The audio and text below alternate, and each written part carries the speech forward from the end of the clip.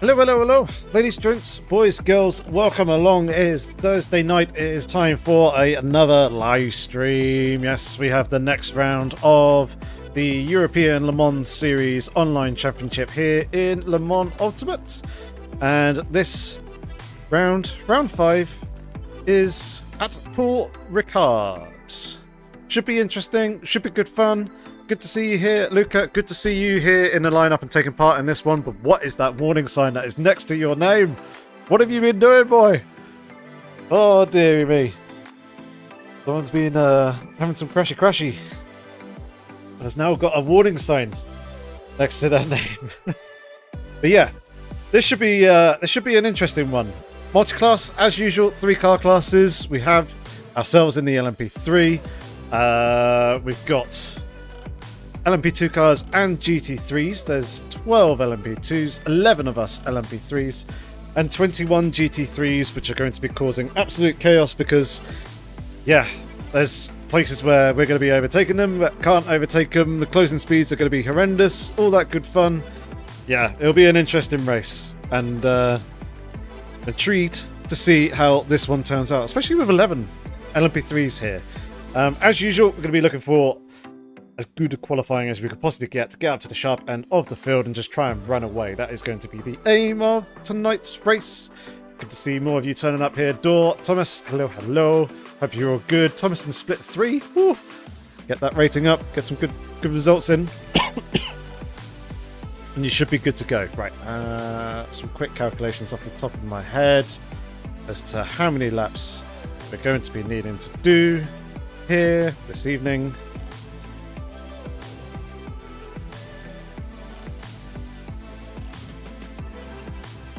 Let's go with that. That should give us enough. That should give us. But yeah, good luck to you both. Good luck, Luca. Good luck, Thomas, as well.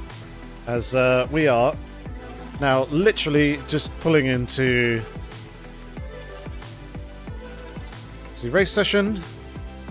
Quickly double check that everything is correct as I had last set it all. That is not. There we go. Right. Let's get ourselves out onto the track.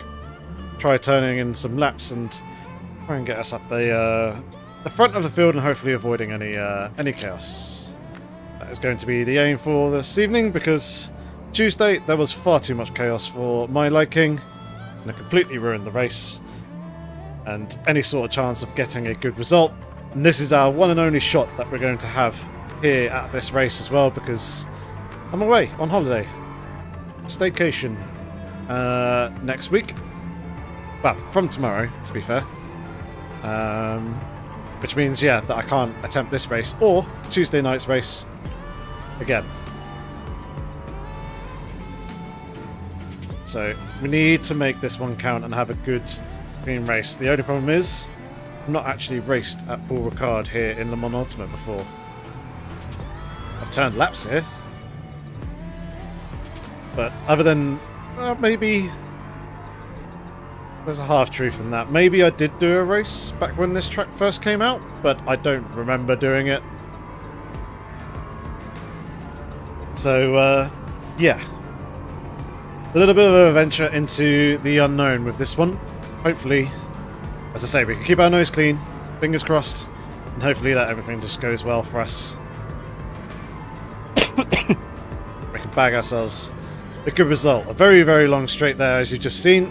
And then a very, very high speed right-hander here. And then it's basically these two corners. The one that we've just been through, turn 8. And then this long right-hander that we've just been through now. That are going to be interesting with the traffic. Because we have a lot more grip and a lot more speed than the GT3s do. And the LMP2s have a lot more speed and a lot more grip than us LMP3s and GT3s do. But it's difficult to pass in those areas.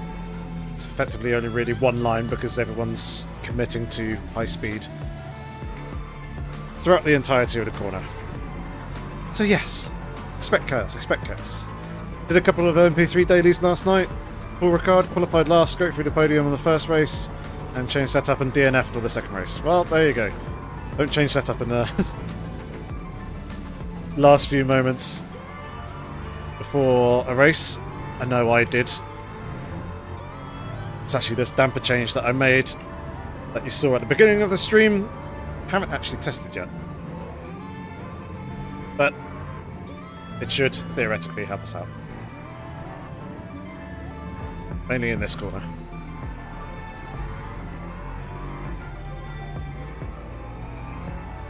Someone's going faster behind us.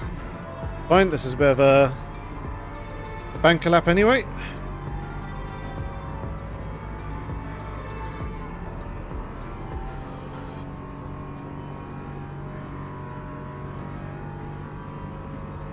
I'm intrigued to see what other people are doing in terms of wing. Because obviously this straight is very, very long.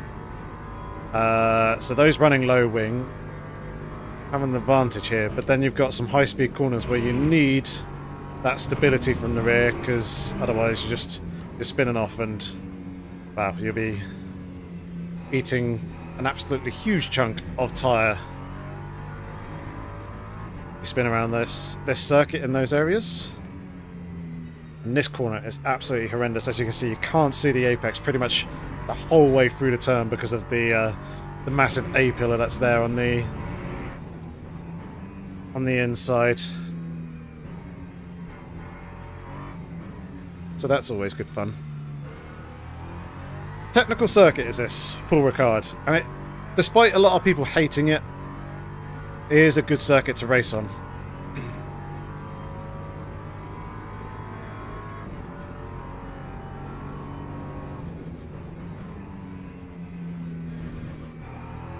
So time to be found.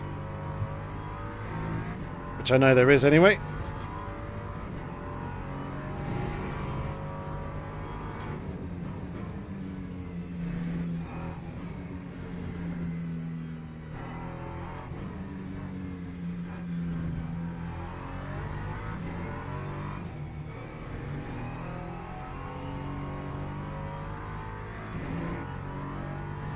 Good first sector into the middle sector. And onto the straight, we're getting nicely already. Obviously, fuel load breeding off, so that's going to help out car performance. Less wing, less brake, more def, yeah.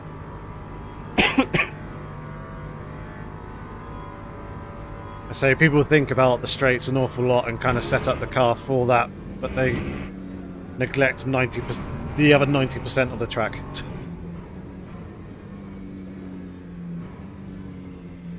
Obviously, in some circuits, you do have to go with very, very low wing, but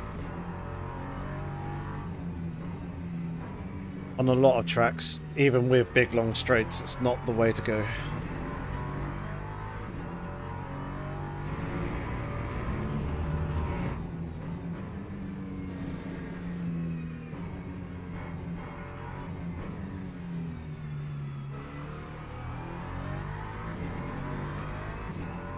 Alright, this will be a nice improvement. Back into pole. Do we hold pole? Nope. Gibson Chen's going quicker.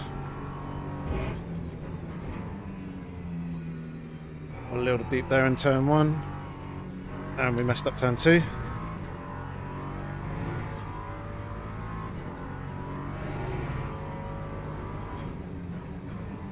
May have taken a little bit more fuel on board than we actually needed, but let's see. Oh, Luke is going quick.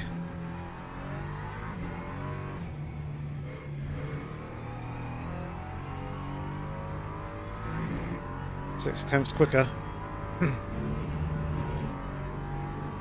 Obviously got a setup that works very, very nicely.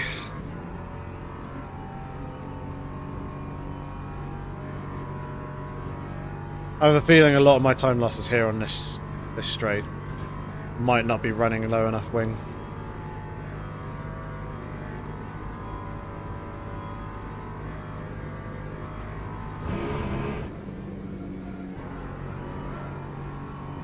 There's time to be found there.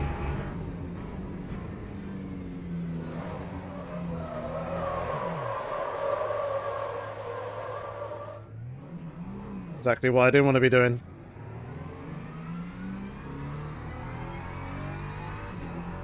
Yep, and now it's flat spider types.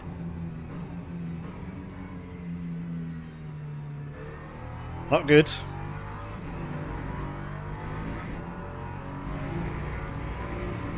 Feel them vibrations now.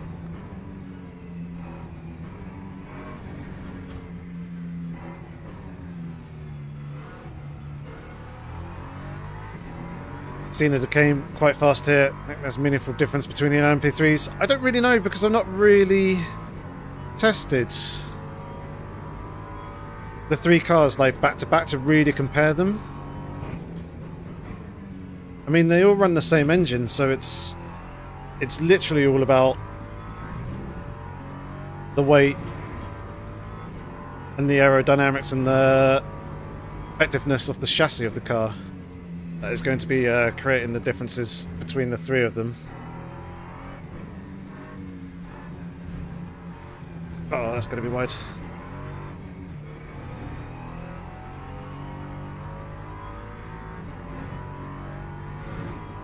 Not the tidiest of runs onto the straight, but at least we're improving. And oh my god, Luca's flying.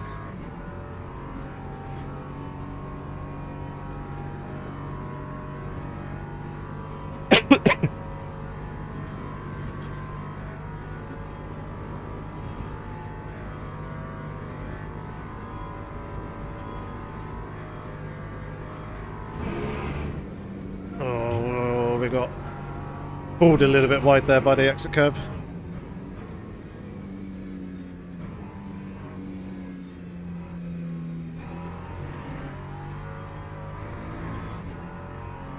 Better committed to the exit a little bit harder than I had been previously. A little bit of oversteer there though.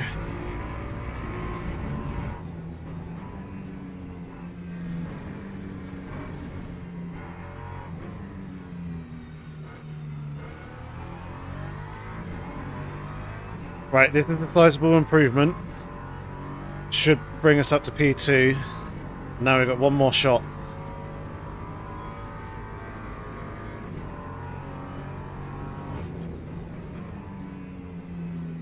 That's a much better turn one. Turn two was a little sketch, but held on to it.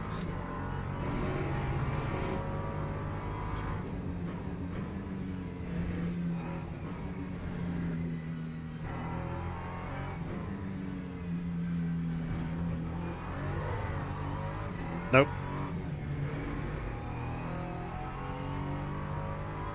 Shut up, Luca. 6.5 temps.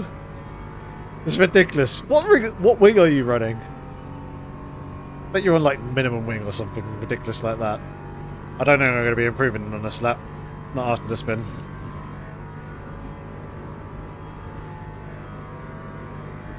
.5. Okay, so we're only a single click lower than me.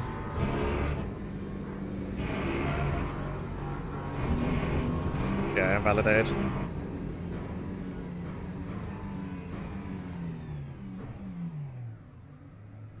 Oh dear. I don't know if I want to change that wing though. That's the thing. Right, BRB.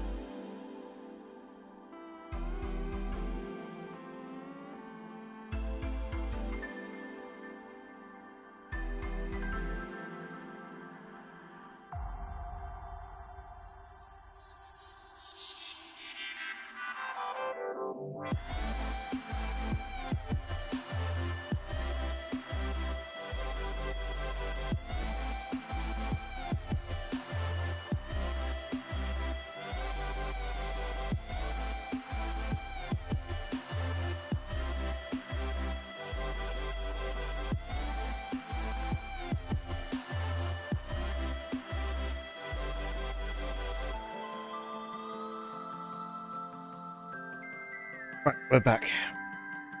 Yeah, that's the thing. An hour and 40 minutes on 5.5 wing feels risky to me. Drivers, go to the grid for a race start.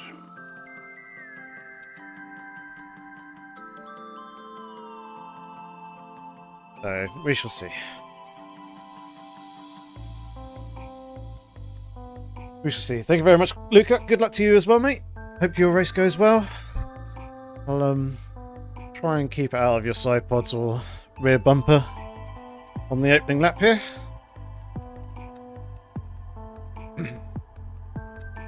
I know there's things that I can change to kind of facilitate a lower wing, but I don't know.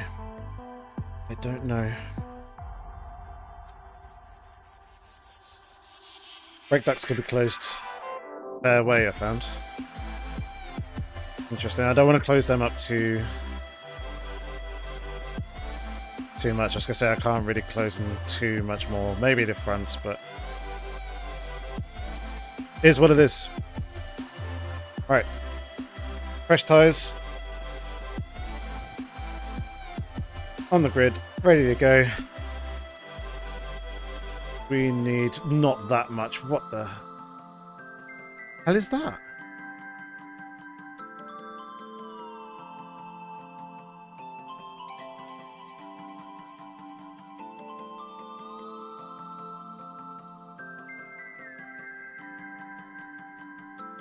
Formation lab has started. That's better. Sorry. Yeah, my fuel calculator was well off from where I wanted it to be. Saying I needed 1,300 and something odd litres in the pit stop, and it's like, well, that's definitely not happening. Realised that it was calculating for hypercar or GT. It's like, well, that's definitely not working. Hey, Free Minute. How's it going, mate? Thank you for the continued support and the membership. It's good to see you here. I hope you're having a good time. And hopefully we can have ourselves a good, clean race. And I appreciate the well wishes. Luca's got a very artistic livery on his car. Over there. Right. See what we can do. Oh, we're going to be well out of position here. Green flag, green flag. That was just all kinds of messy. How I managed to get away with that without a penalty, I do not know. Immediately lost the position though.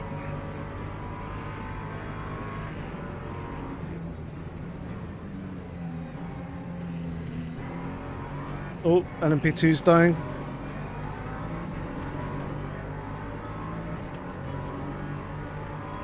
Managed to hold on to it.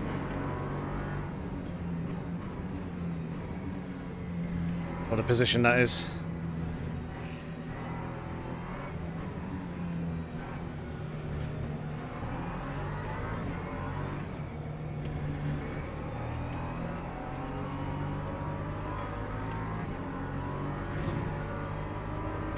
Oh. Didn't know which way it was going. Oh, we got some space behind us now. Curious as to what happened to the other LMP3s. But we got lucky at the start there with the LMP2s having issues and allowing us to slide back on through again. Just hope that these LMP2s coming back through are a bit more patient. You can go. Not going to fight you on that one. Right, let's just try and drive clean now.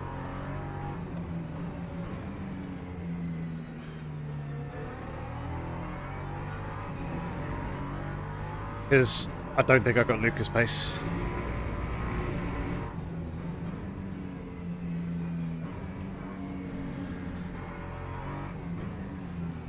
And we got a nice lovely gap to the other LMP3s behind. Just going to allow us to basically just focus on our race. But yeah, that start was very, very messy. I'm very, very fortunate to not be getting a penalty. Accidentally pressed the pit limiter button at the wrong time and then got back onto it then panicked and accidentally pressed it again, and yeah.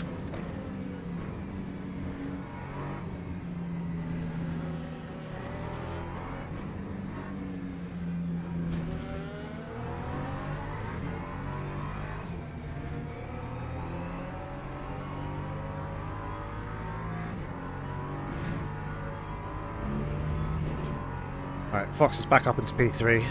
Turns 3, 4, 5 seem to be the most tricky in LMP3, particularly as the tyres start to wear. Yeah. Especially turn 5, that right-hander. Clobbering the curb on the inside of that can bounce and unsettle the car pretty bad. And you can see I'm already anticipating the slide.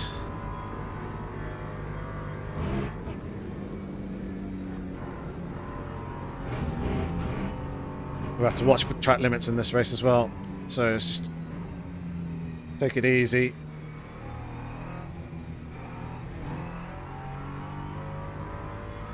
Not do anything stupid. Like there, just minimize the risk. Don't try and fight it, just hold it together.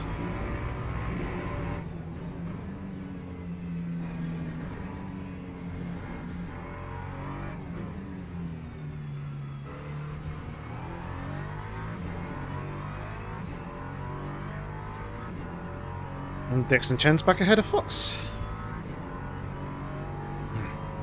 Two of them trading positions, it seems.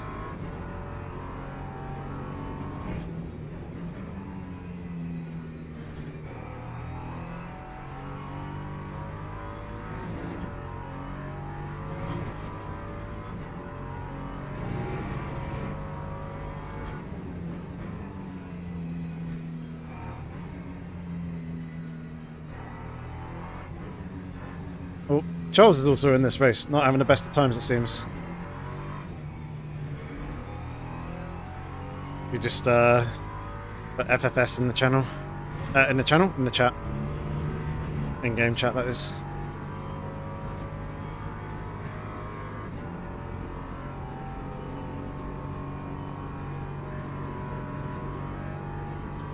I think Charles might be in GT3. So no, he doesn't like the LMP2s.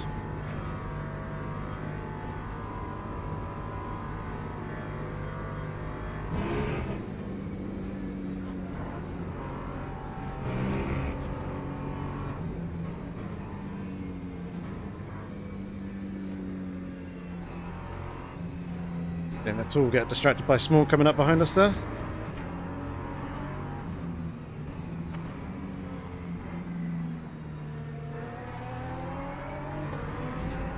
I thought that was one of the LMP3s, thinking that's closing it really, really fast in that corner.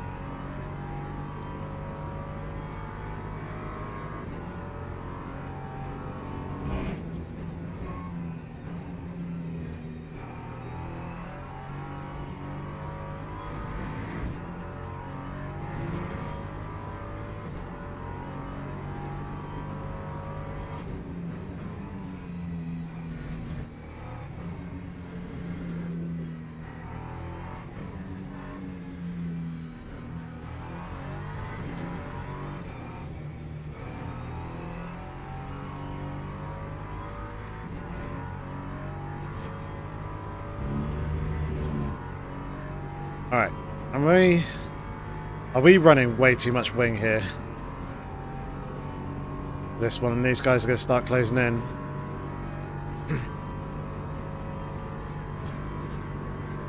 It's gained a 10th. Yeah, coming up to 2 tenths now.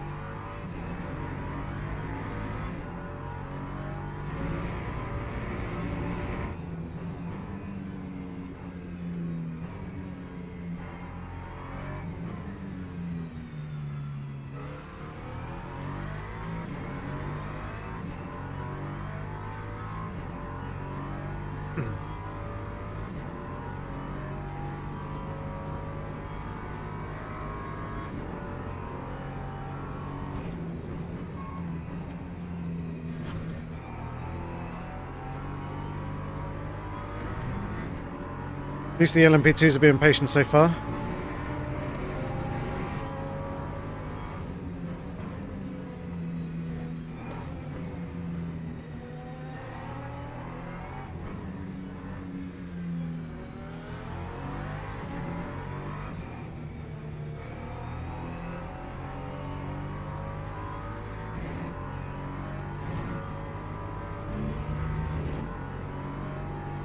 Better in the twisties, worth it long term. Yeah.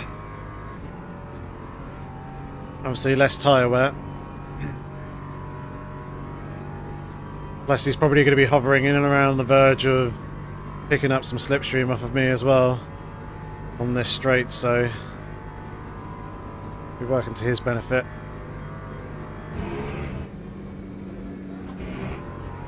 I think the real place that's going to have benefit is in and amongst traffic. If we ever have to move offline, that sort of thing. Obviously, having more wing and more grip on the rear means I'm going to have more confidence in the car actually sticking. Whereas those with lower wing will have to be a bit more tentative.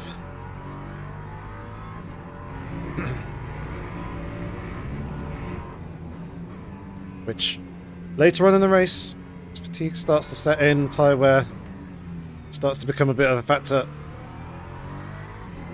May have a bit more of an impact then.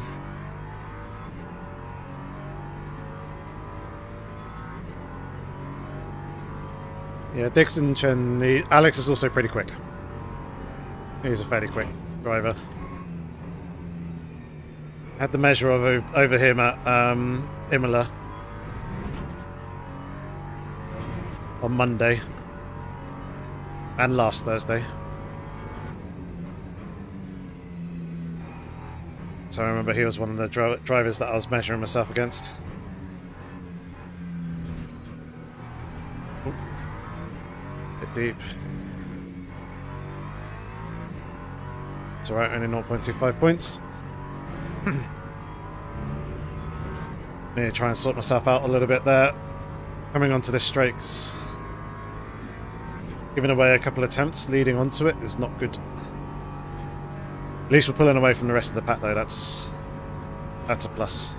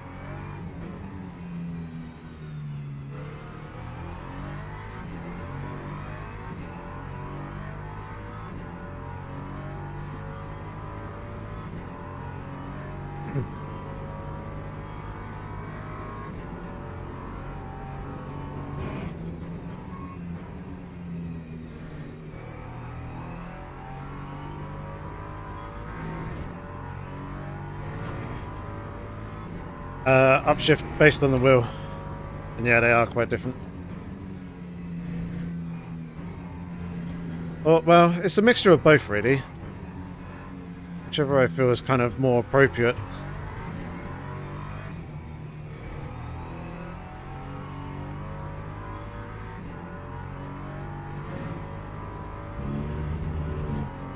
But yeah, it's usually based on the wheel. I tend to find that, yeah, it starts flashing as the second red light on the HUD comes up.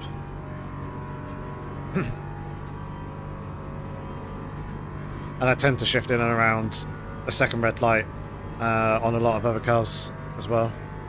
And yep, I see that as well, Dor.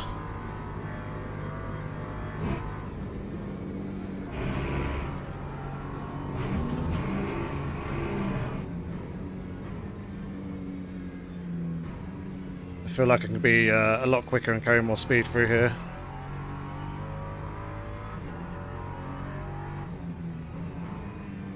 Those corners in particular is where I tend to gain back. It feels like going through that last left-hander that we just went through there. We pull some time there, but I think it's just the delta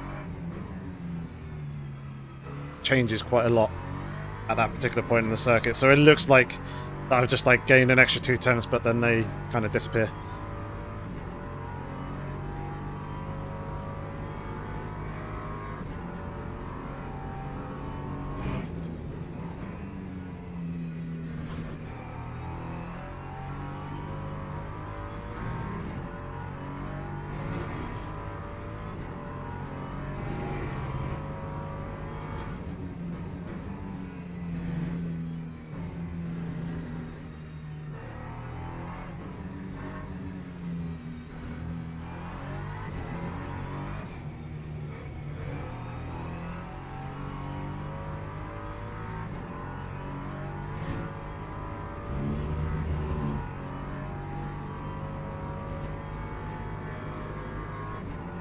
Yeah, the shift lights are close together.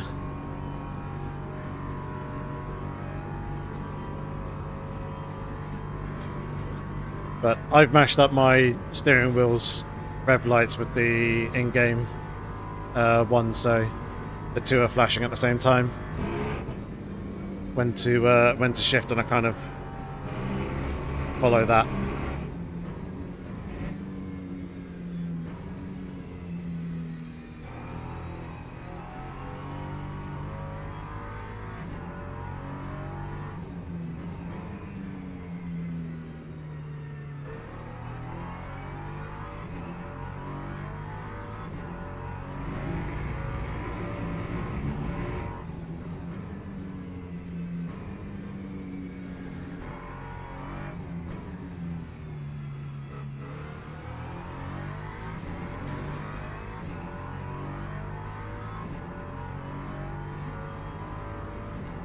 Luke's just continuing to pull away, half a second of that quicker.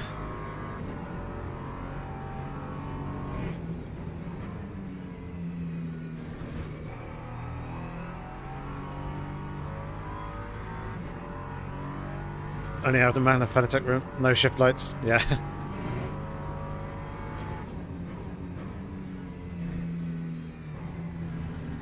It's not something that you necessarily lead. It just it's kind of like a nice to have when the two do match up, but it's distracting when they don't.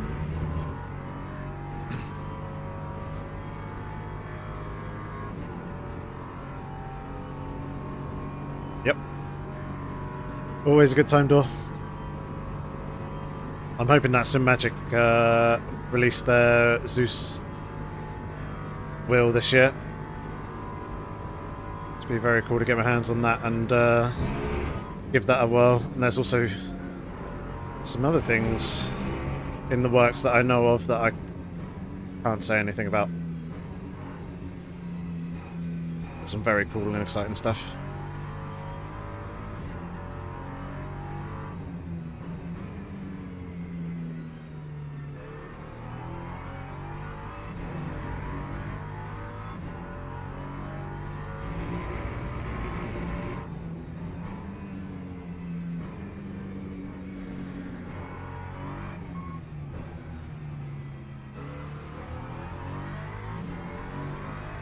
Hate that little beep.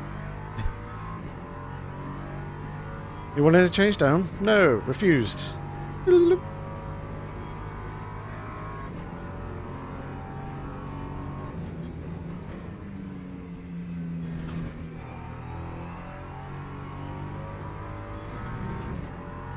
Zeus. It's in the 300 to 450 range. I doubt it. It's got a screen on it.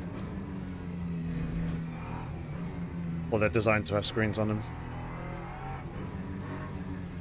It's like their new premium steering wheel.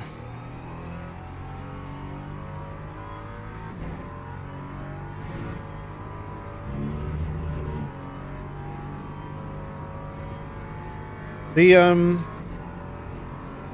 take a look at the GT Neo, though. That is what I'm using now. Is really, really nice. I do need to switch and give the Aztec stuff a go. So I'll be doing that once I get back off of holiday.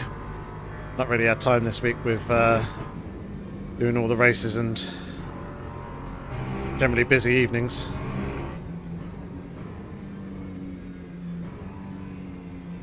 But yeah, that Aztec rim that I've got there has got more buttons and switches on it than the GT Neo does.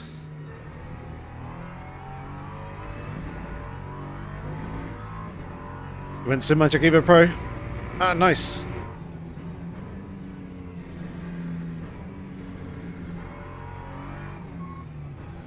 Did you use discount code and affiliate link, or did you buy through a more local seller?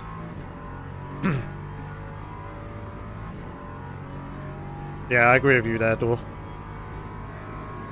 The screen would be nice, but I've not, other than maybe showing some additional information. Hasn't been any real need for it as of yet. Because it's not something that you're generally going to be looking at like you do in a real car. So all the information that you need is generally up on the HUD.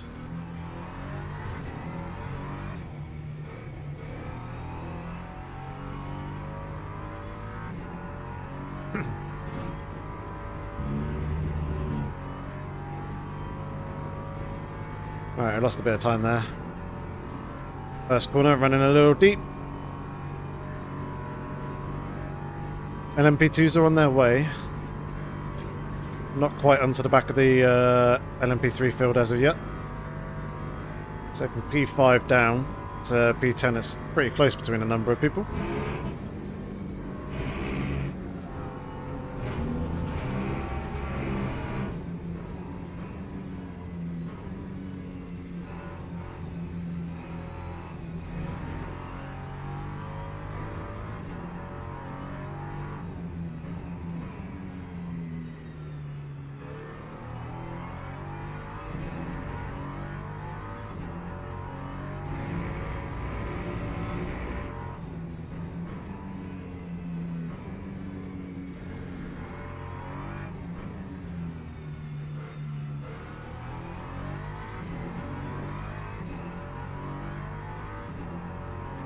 I'm going to have to ask Luca for his setup on this, because he is absolutely rapid.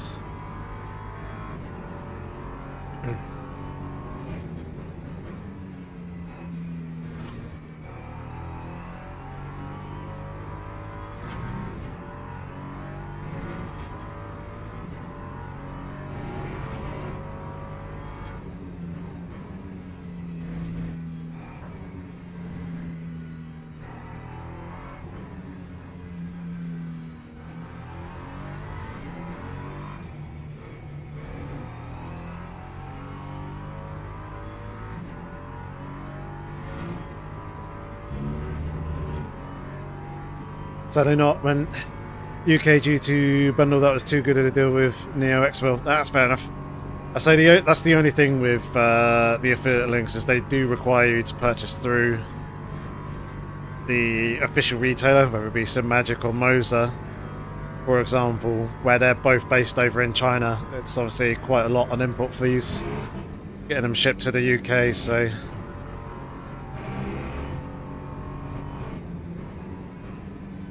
going somewhere that's a bit closer, like a Bruzy. Video links for them down in the description below. Is it Greyhound is the other one? The other UK one? Or Simhound? Might be. They're one that I've used before, and they're UK based.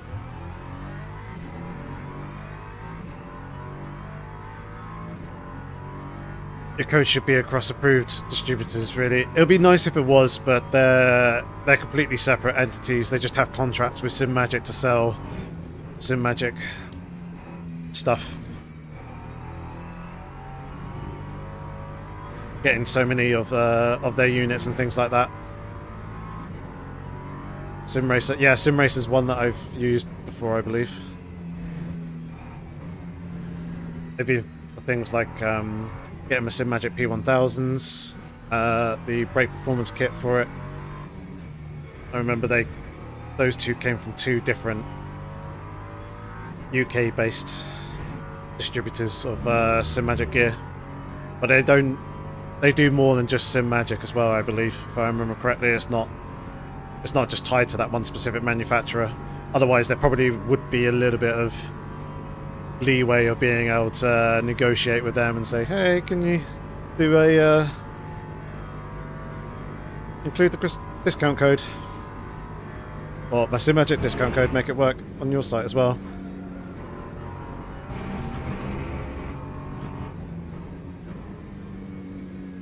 As I say, a Brucey have got in contact with me and created an affiliate partnership there, but the discount code that I have for them doesn't work on their hardware. It's only for their clothing and gloves.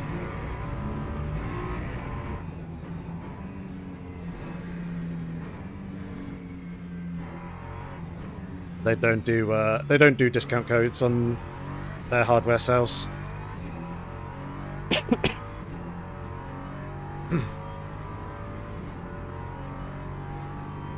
QOA with pass through for your current rim. No, the GT Neo just goes straight on. Simagic on Simagic. I do have the quick release adapter. Two, in fact. I've got them behind me.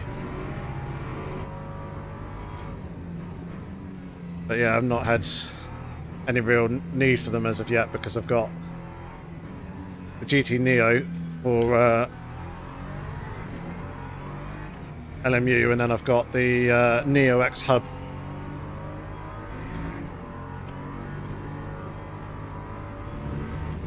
for the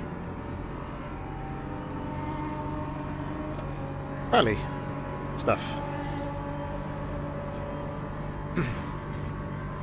It's the Neo X Hub's got a round rim on it. No, first party.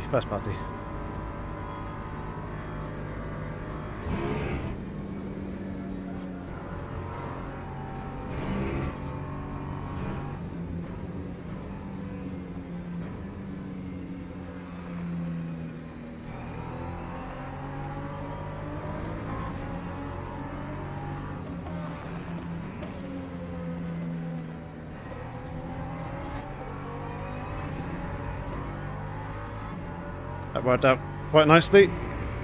Both Chardier and Gamble timing that rather well. They were pretty close with Koenig. Oh, that's a big wiggle there from Gamble. Yeah, got close with Koenig coming out onto the back straight, but and that was just a little bit of impatience by them. Looking to the inside there, I probably could have give him room, but would have made it tight on the exit and quite risky.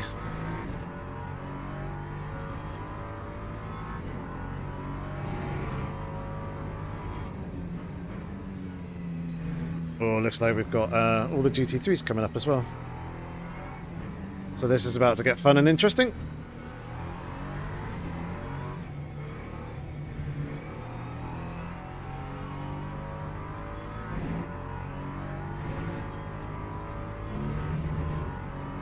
Loving the wheel, bottom of my second QRA, both randomly disconnected using the pass-through. The quick release itself is lovely quality, but it seems that the pass-through has issues. Yeah, I know in the past, when they first announced it, they were having issues, so they were reluctant to send me a unit for testing.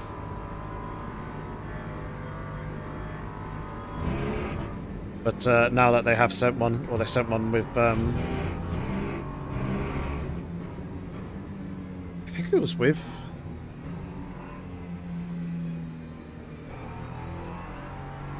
the Evo wheelbases, and they sent another one with the Evo Ultra,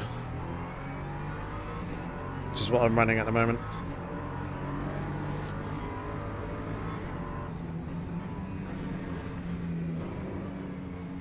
Oh, that's a bit risky and a bit dodge.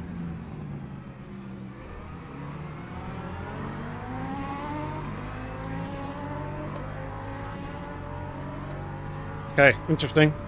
Learning with the traffic, learning with the traffic.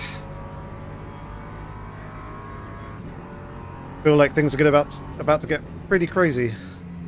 We work through the bulk of the GT3 field, so give the live stream a like.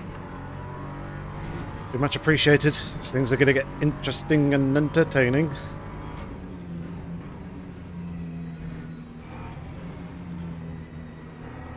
Ah! I was just about to say, that looks like a very York Sports-esque livery on the back. It's got the same sort of design. And oh, sorry, Charles. It is Charles.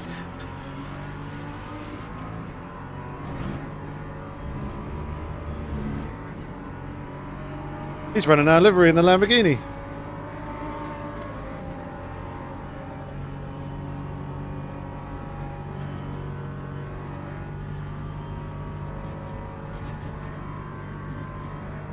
Apologise to him real quick. Light little bump on his rear end. Don't do it. Thank you.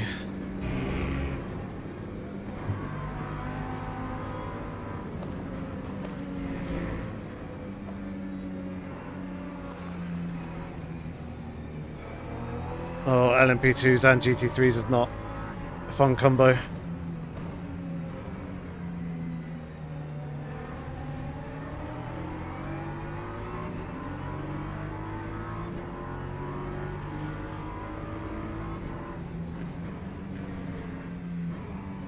Especially trying to nip down the inside there, that's really awkward.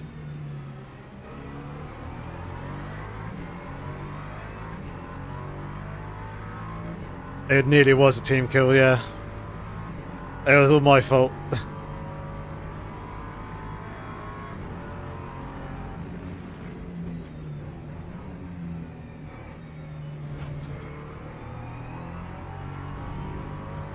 do need to update a lot of the liveries.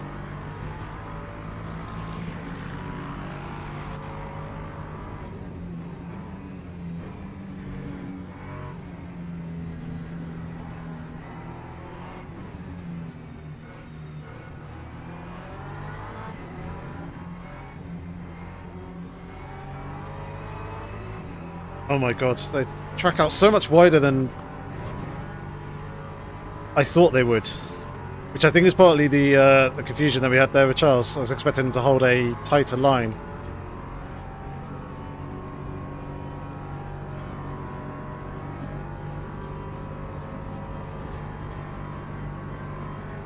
Acuras? Sound like tractors. What Acuras?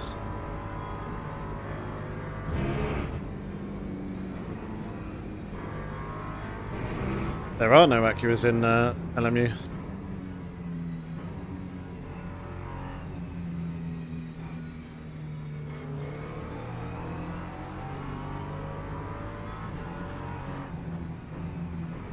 Oh my god. Thank you for almost killing us there. Lexus. Ah, okay. Yeah, fluffy V8s.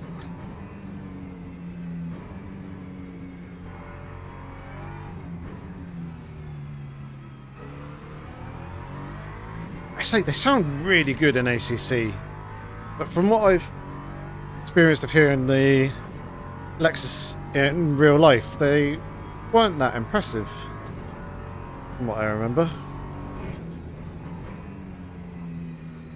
There must be a different exhaust between the Wex/IMSA version and the Intercontinental GT Challenge Championship running Lexuses.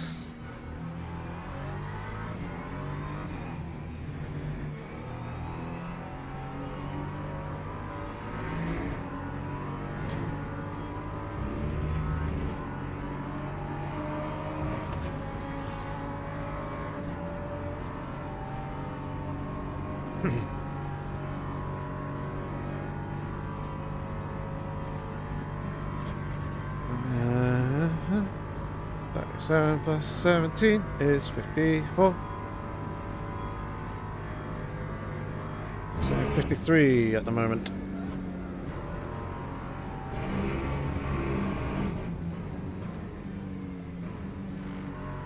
No.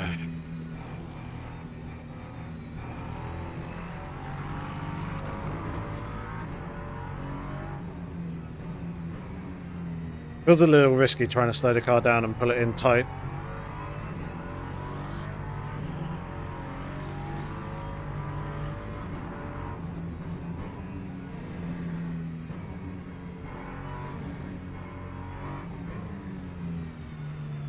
Through the long double right-hander, that is.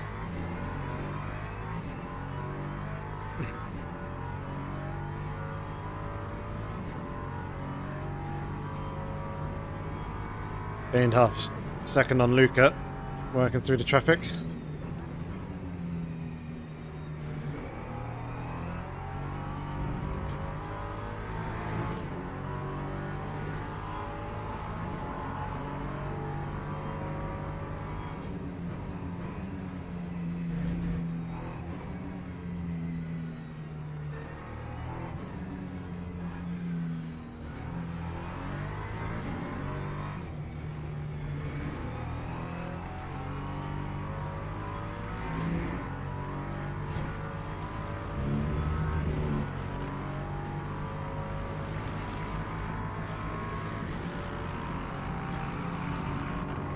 Trying to get as much slipstream as I could there. Now Alexis can get a load off of me. Start closing in now.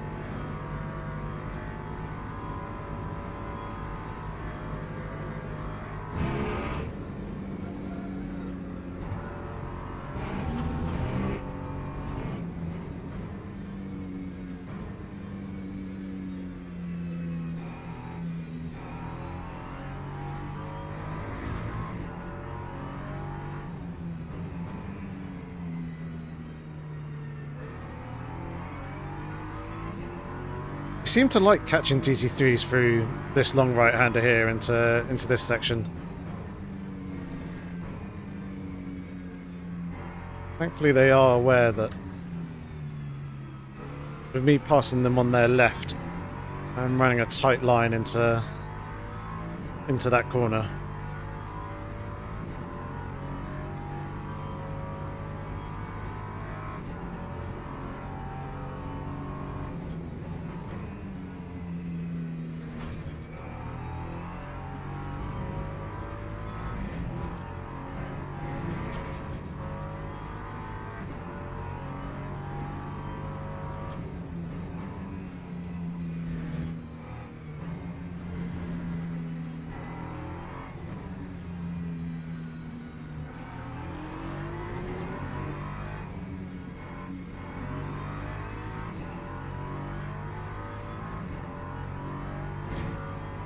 See, that's the line that I was expecting GT3s to be running.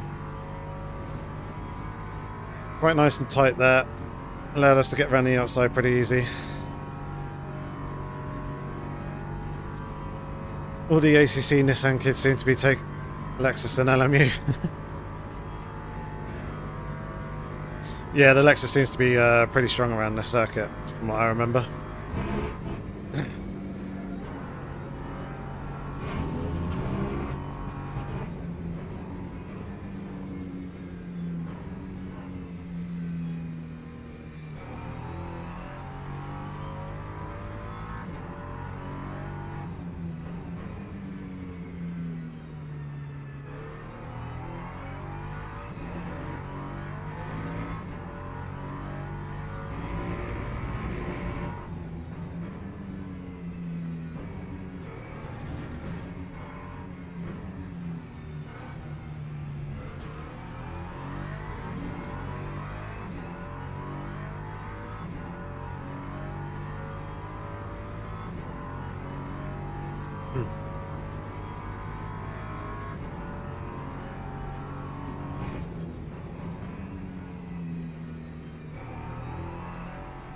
Oh, we are missing those apexes.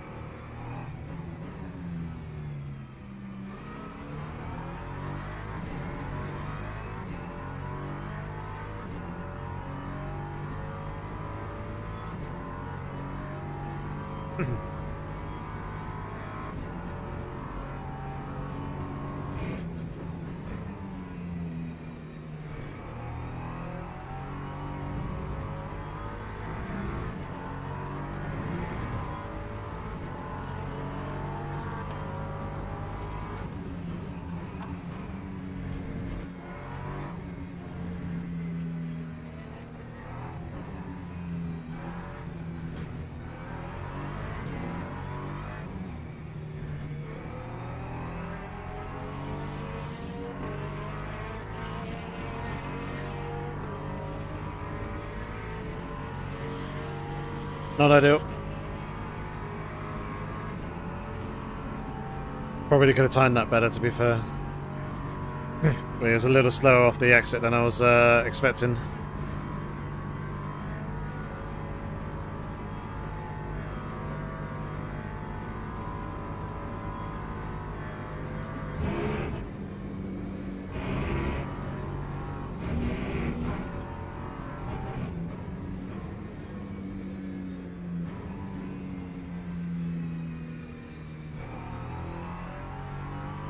Tell you what, there is no grip out there when you dip your wheels on that outside off-track section.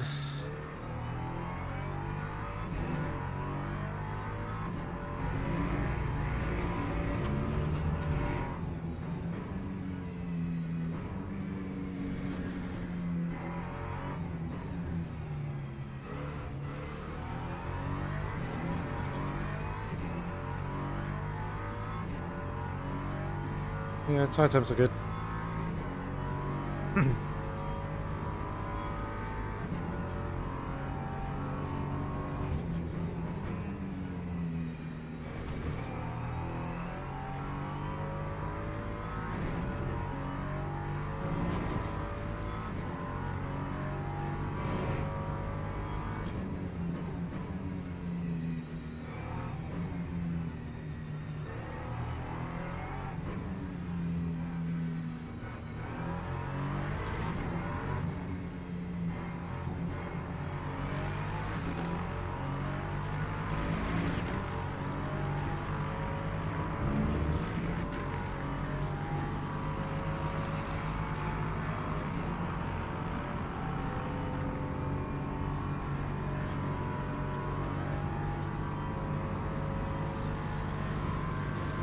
Oh, are we close enough?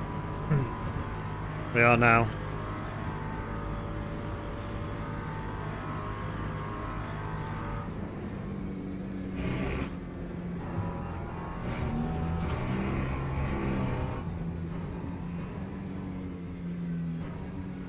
Okay, that worked out alright in the end. I was a little bit worried there with the straight line speed of the GT3s towards the end being very similar to us in the LMP3. I was like, we're not going to be able to pass.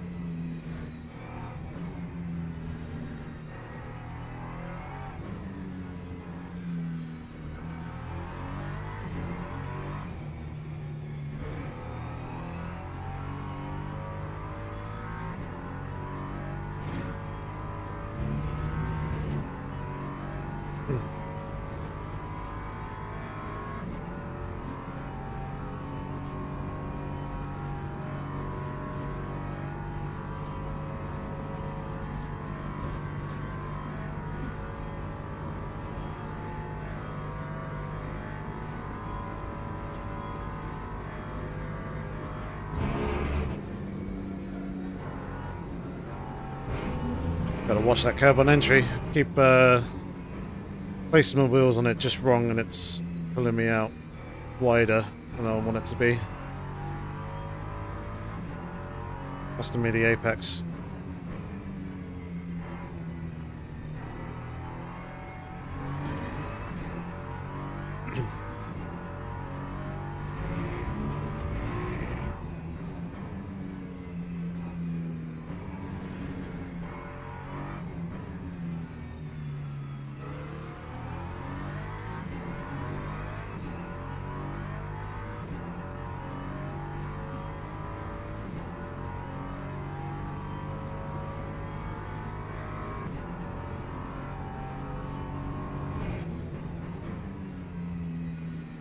Interesting, GT3s are doing their round of pit stops, it seems.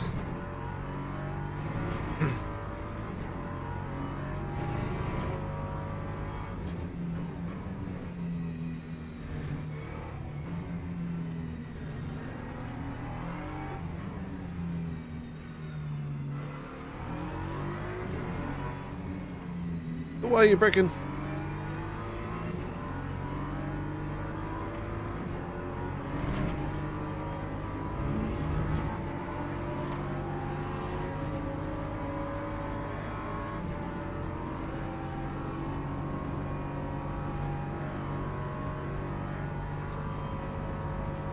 Yeah, I felt like it slowed a little bit too much going through that right-hander of 6.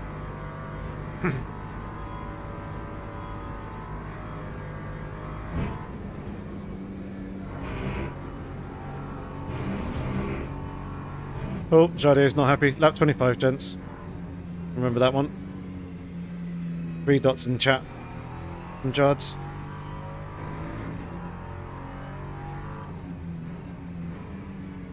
See him, he's there in P2.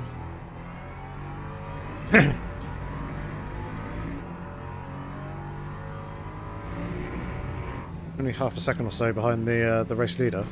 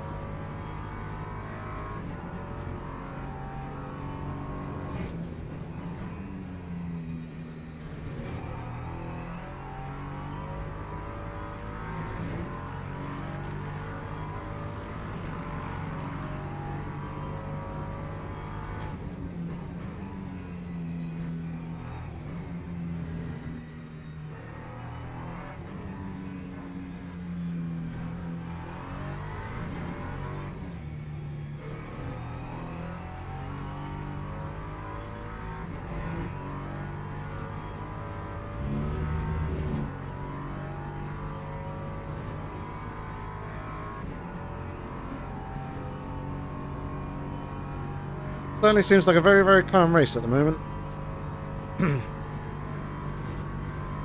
My eyes, long may it continue. I'll be happy with a PT right now.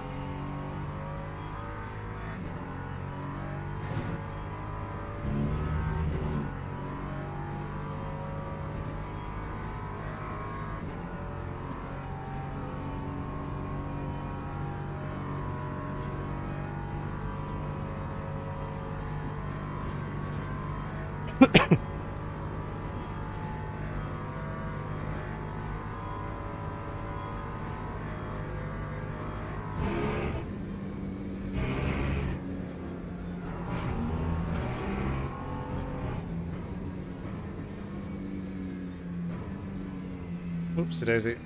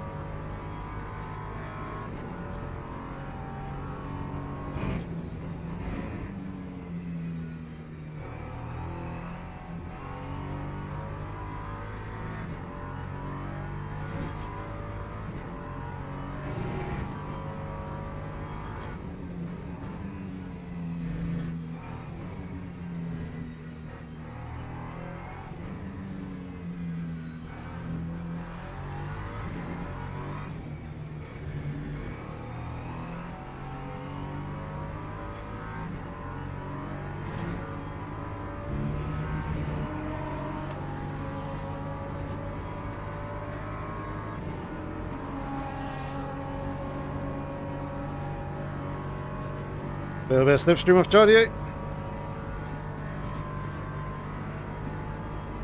This guy should gas. Yep, very easily. Find the next corner.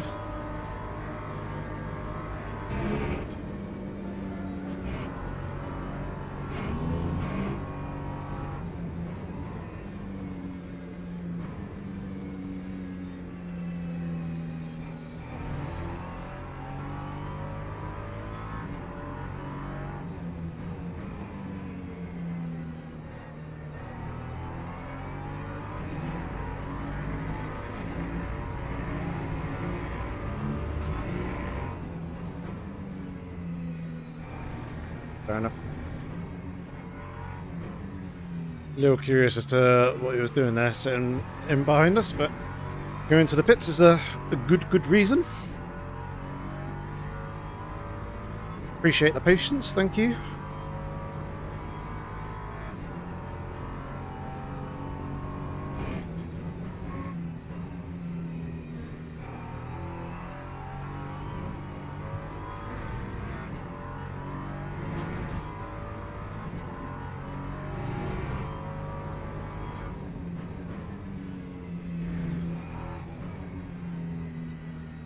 And they've just had a game crash.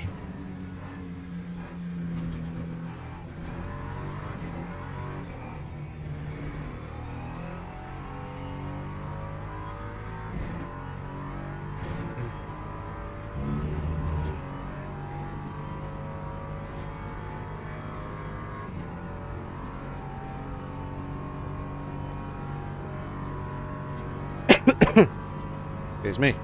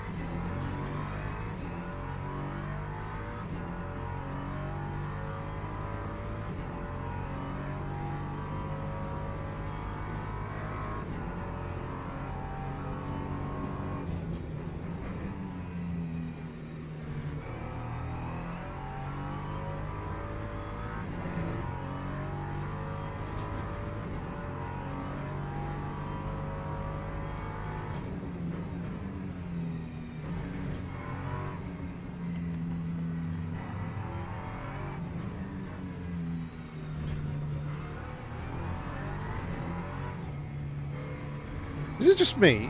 Or has the windscreen got very, very dirty all of a sudden?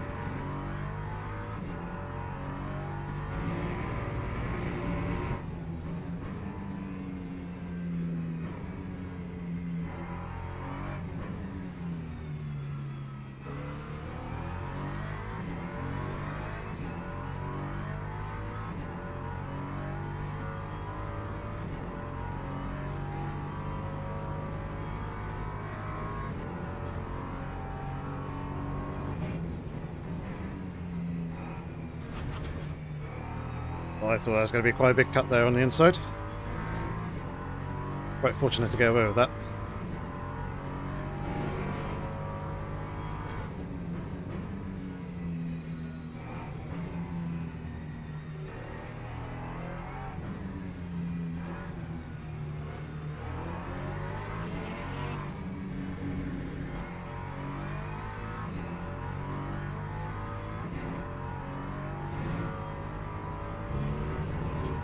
Little cheeky sneak up the inside there, but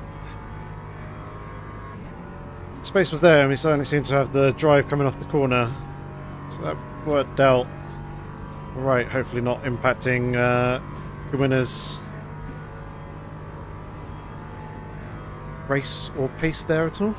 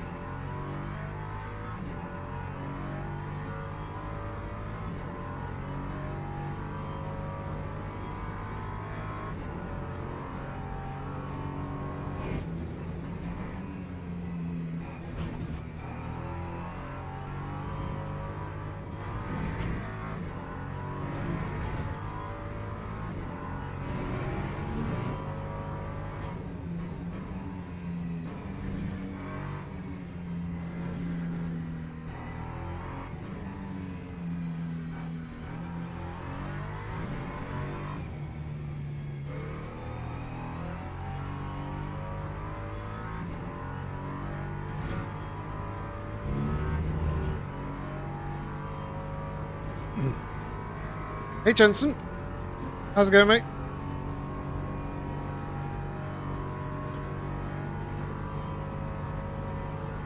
Your boy Luke is running away with this.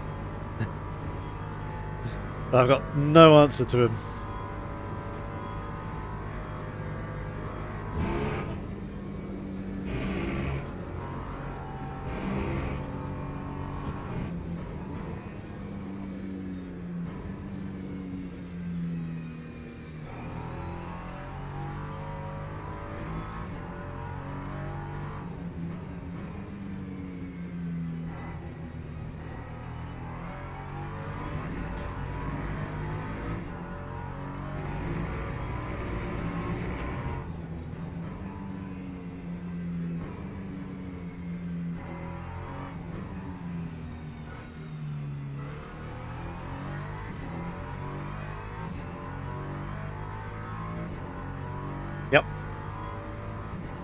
Luca's absolutely flying.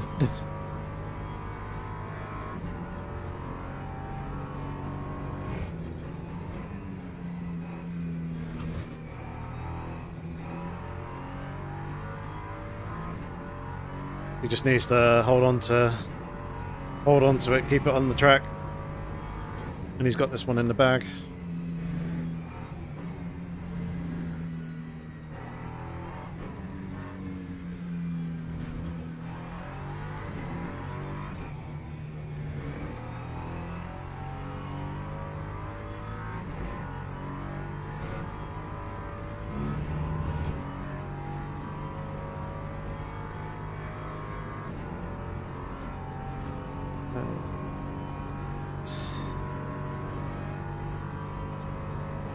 Okay.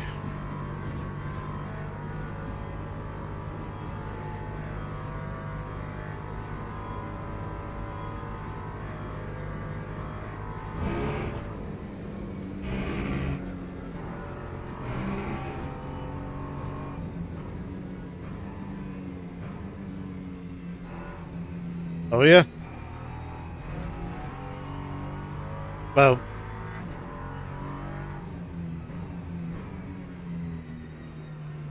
Thanks. So obviously race logic's counting how many laps you've actually completed, and then the HUD is showing you the lap that you're currently on.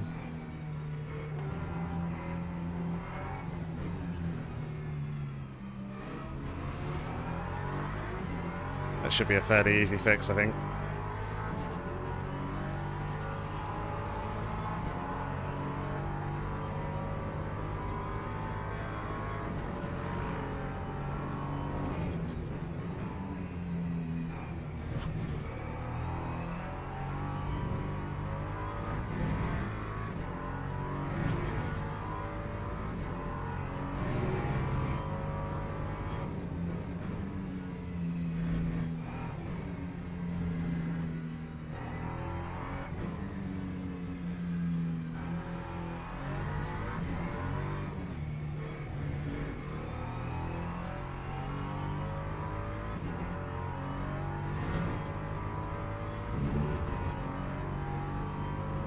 Do, do, do, do, do.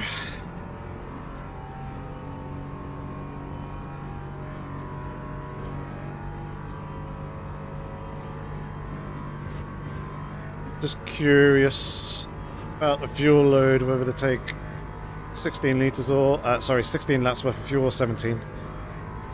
It seems to kind of like be a little bit in between.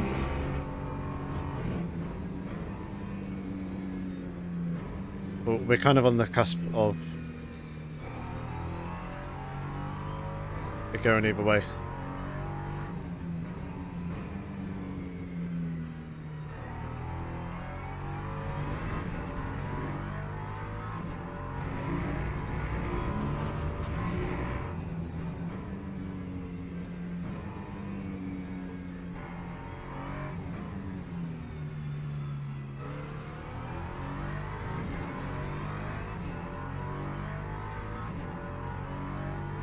Yeah, now it's dropped back down to less than 54 laps.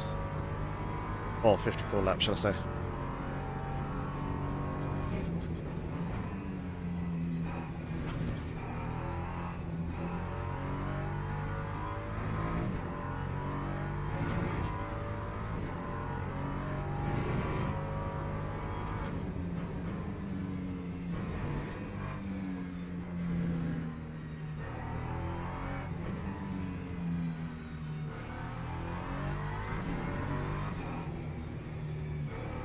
Oh, Dixon Chen spun behind.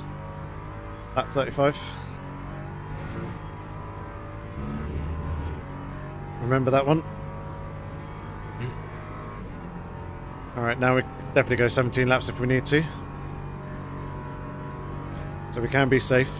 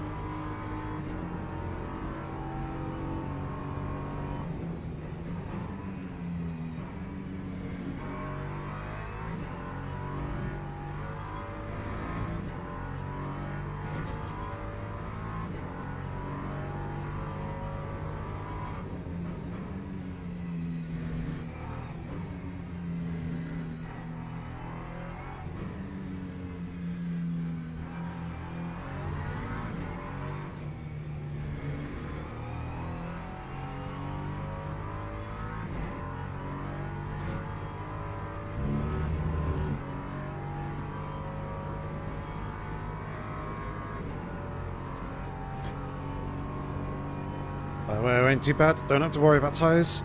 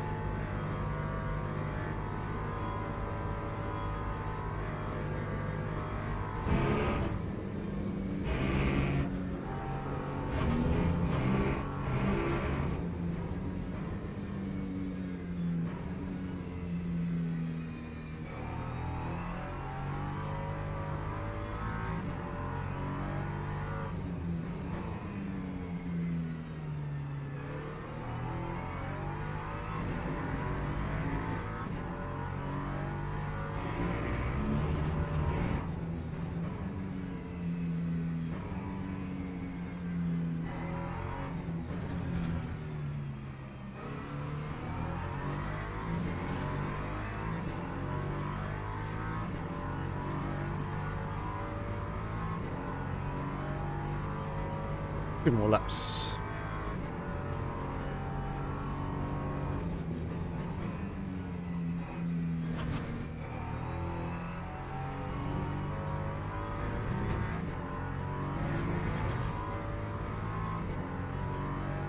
Hey, Bubba.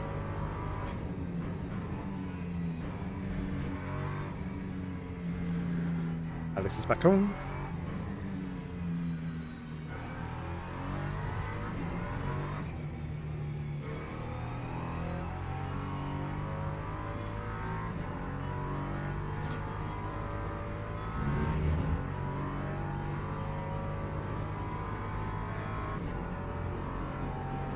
I don't think Nergard's having the best of times. Yeah, really good pace at Imola on Monday evening. He's down in P10. He has pitted, so he'll likely gain some places. Again.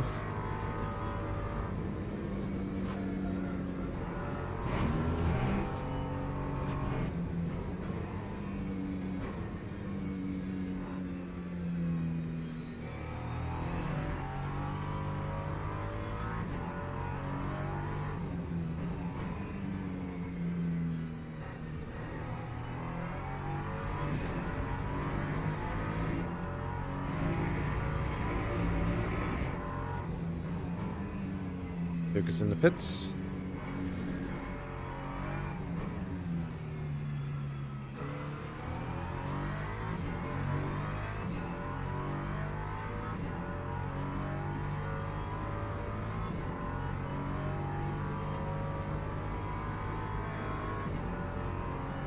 As is everyone else.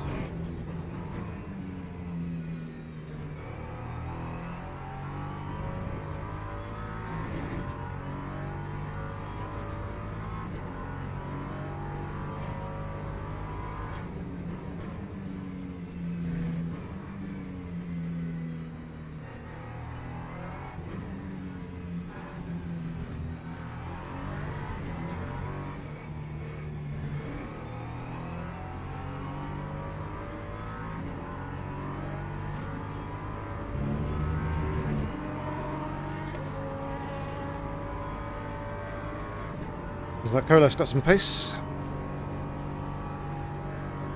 Ooh, Gamble and Jardier both pitted and I think changed tyres, whereas I think Kola hasn't. So, interesting. That'll be one to watch out for later in the race.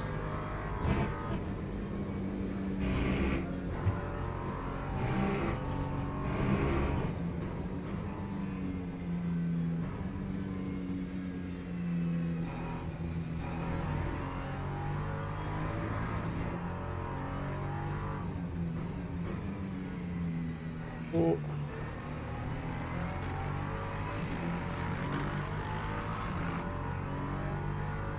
Oh, thank you.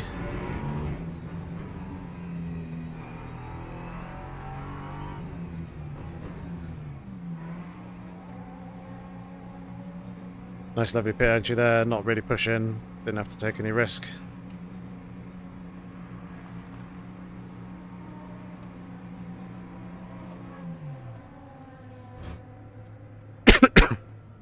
Me.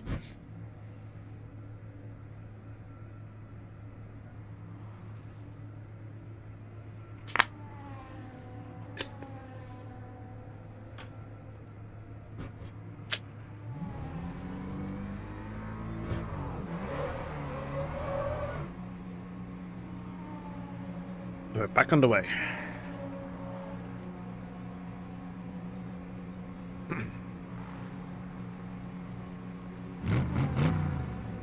James Ewens, thank you very much for subscribing to the channel. Much appreciated.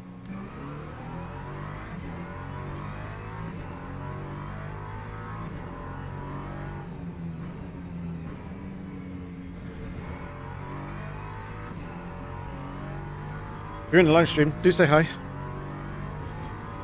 Alva's closed up, but he's yet to pit. So that's not an issue.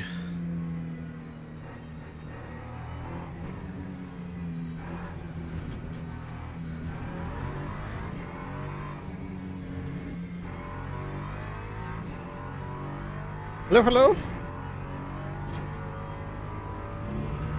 Is that Joe? Is that how I say your name? Sorry if I've absolutely butchered it. Was it Gio?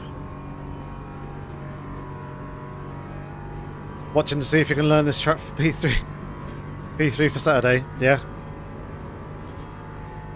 Hopefully you can pick up some hints and tips from it. And I can walk you through a lap. Starting from the next one.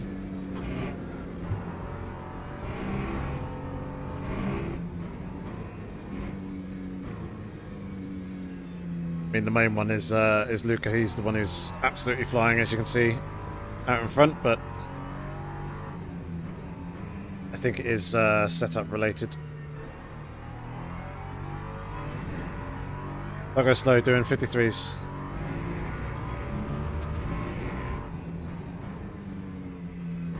I don't know. I don't know what's happening on Saturday. The only thing that I know is I'll be on holiday. Or on a staycation. Down in Somerset. That'll be it. Right. So, braking just after the 100 meter board. Third gear. Avoid taking the curb on the inside there.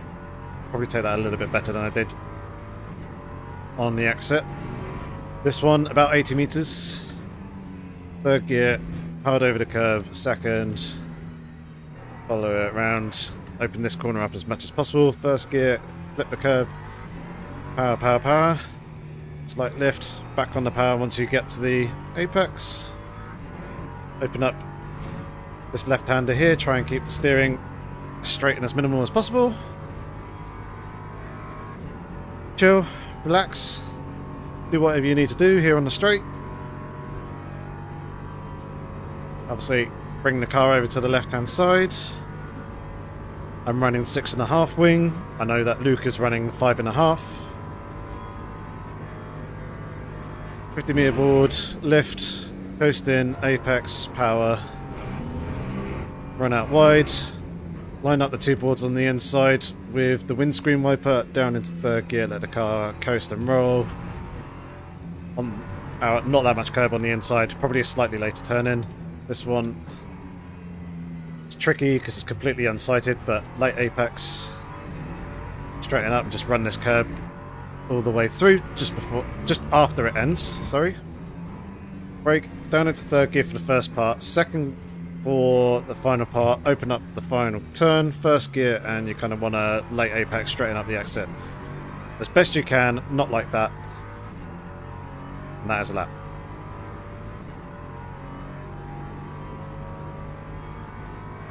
Yeah, late apex is tricky. It's quite a technical circuit. Is full Ricard here.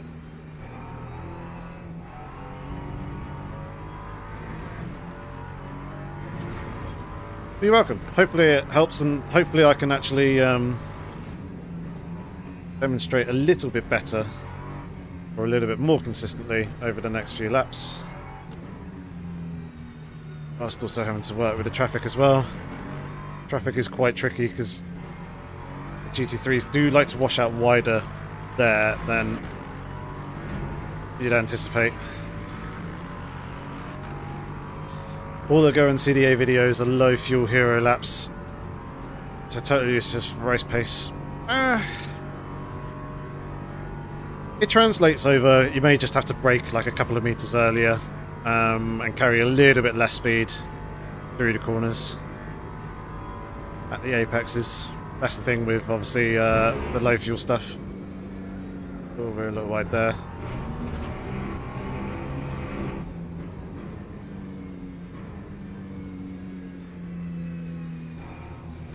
That's better.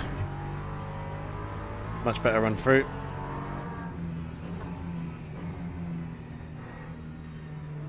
So the advantage of me is I have track IR, so I can look into the apexes and through the corners a little bit more to get a better idea as to where these late apexes and everything are.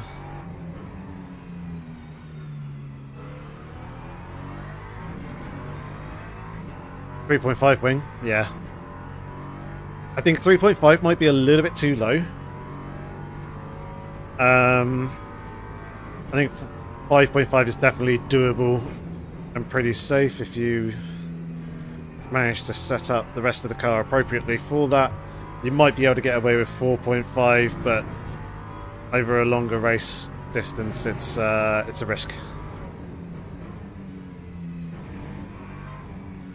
So I've just gone a little bit too safe with the default setup of 6.5 rear wing. I have made other changes to the setup. I'm not running the default setup, but the rear wing is the same as the default. Didn't really get round to playing around with it and seeing if I can reduce it down and keep the car stable.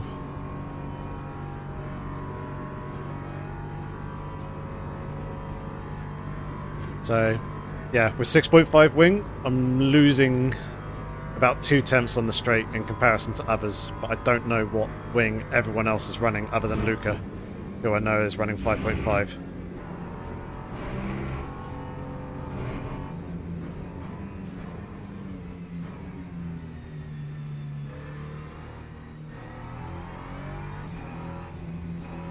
That was very, very scary. Very, very scary. I know he had the moment before in the corner prior, but I was not going to be able to slow down and get tighter.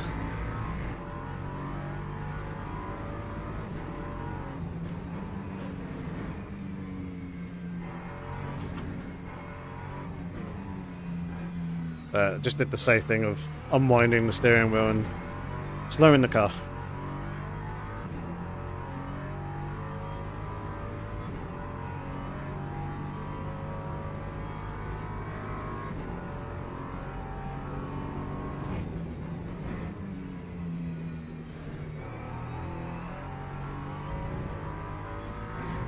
There you go, that's much better turn 1 and 2.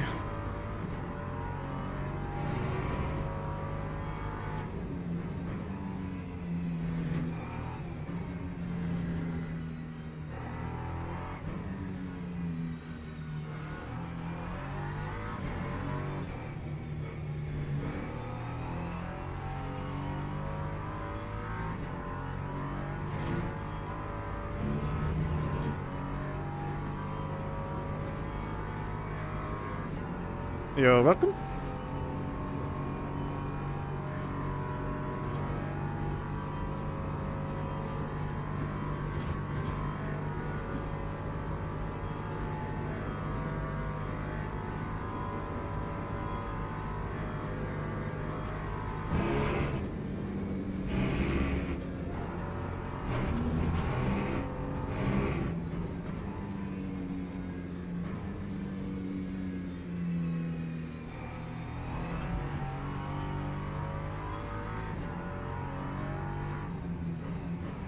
It's the start of the curving on the inside. There's a braking zone for that corner. After the little slip road bit.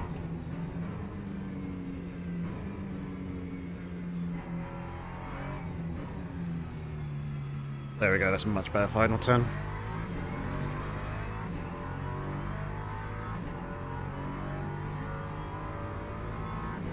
Gio, thank you very much, man.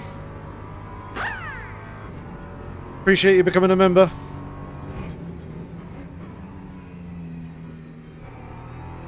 Big shout out to you. Welcome to the pit group. And yeah, am I saying your name right?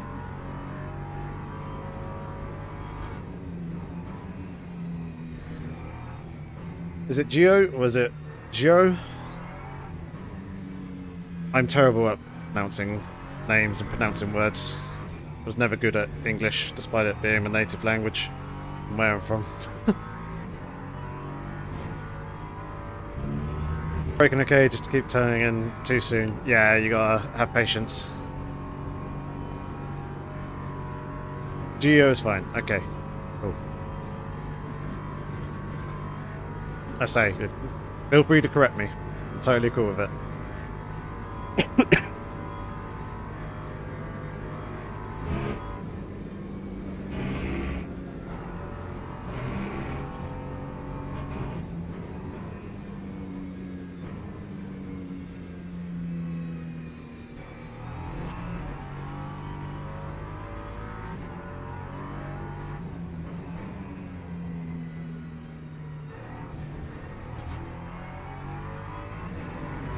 Hard to correct on text, yeah.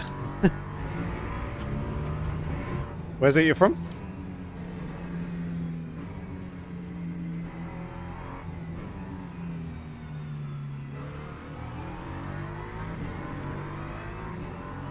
Most people say Geo, so just leave it as that. Yeah, fair enough.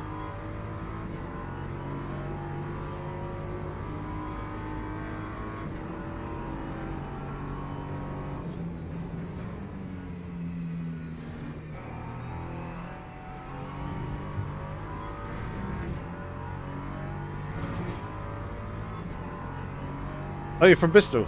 Ah. I was there the other weekend. On a stag do, of course, of all things. Not my stag do. Although my stag do was at Bristol. Or in Bristol.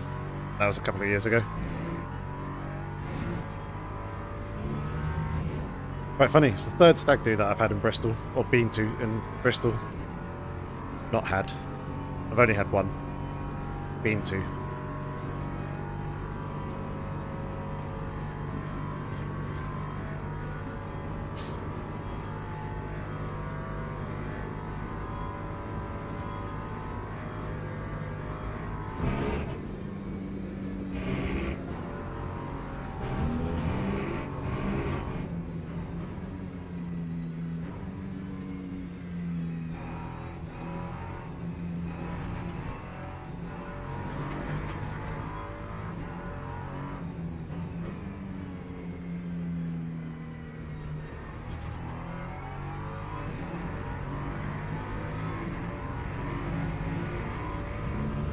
LMP2s are on their way.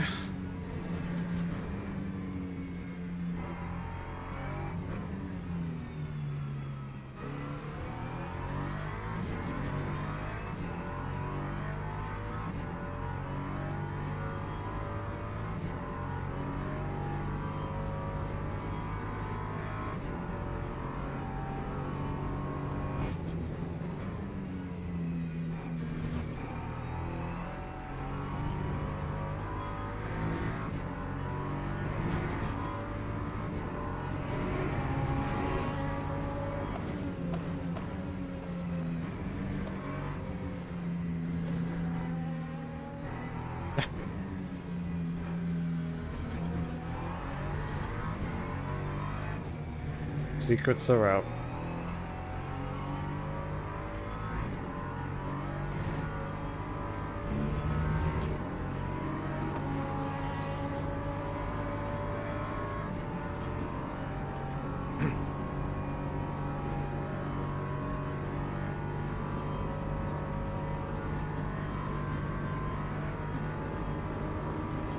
$14 minutes remaining. Not too long to go.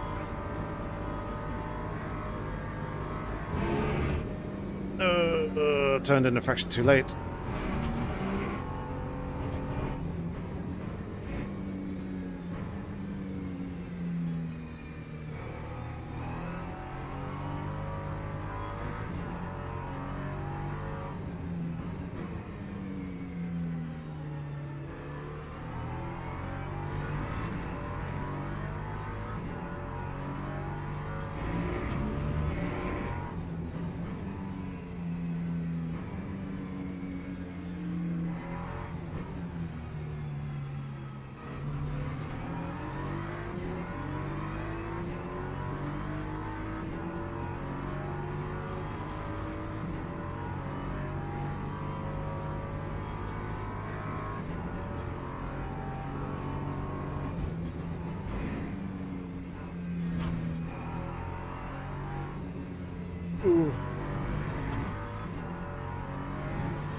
Say, well wide there.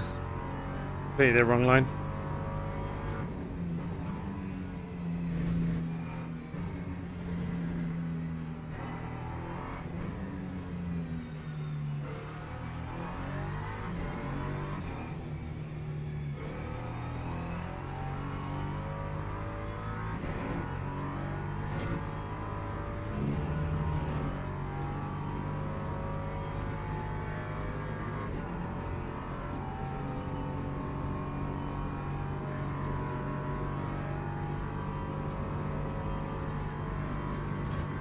Curious as to where that yellow flag was. Alright, Gio. Thank you very much. Thanks again for becoming a member. Really appreciate the support there. And yeah, best of luck with your practice laps and best of luck for the ELMS 4 hours on the weekend. Ah, the LMP3s are great cars. A lot of fun to drive. You'll enjoy them, I'm sure.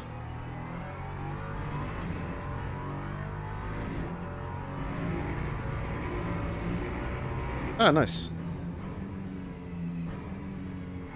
Yeah, I switched to LMP3 this time. ELMS. You're welcome, mate. You take care. I'll catch you in a bit. Oh, Def up in front. Oh dear. That is a very dead GT3, lap 48. Remember that one. Does that seem like quite a biggie? Cars battling for position.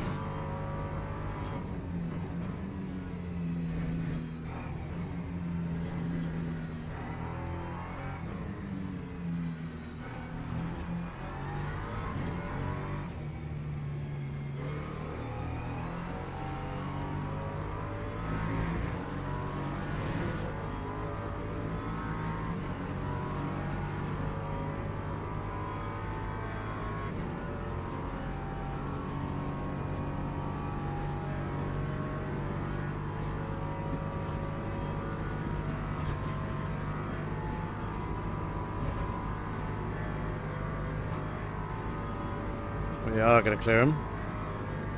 Or we have to turn in.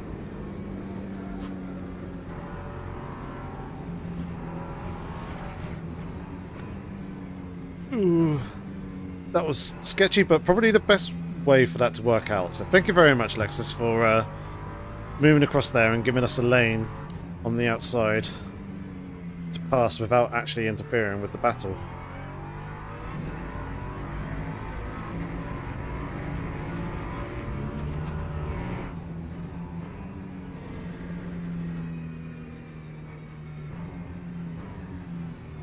Ooh, ay.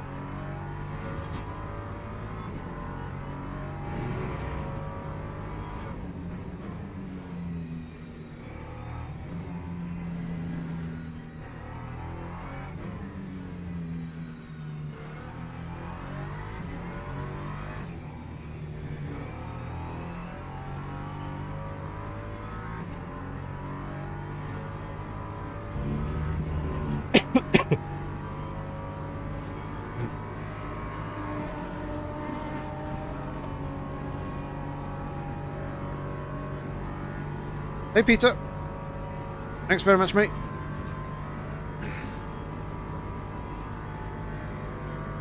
Say, Luca's the one who's doing really well at the moment. Or this evening, shall I say.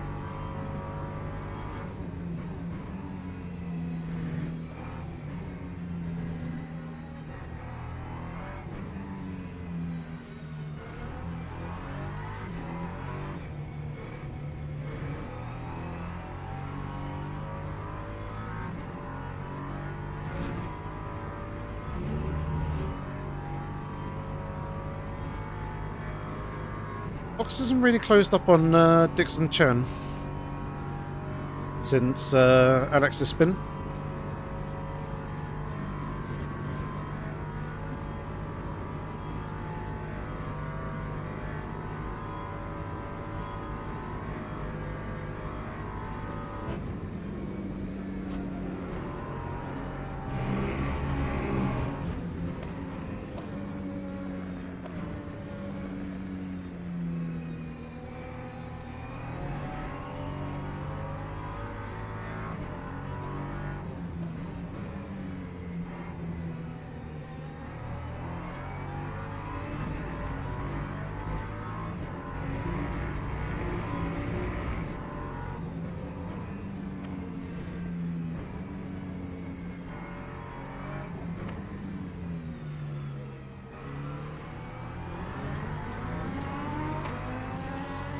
Got a little close there, Small.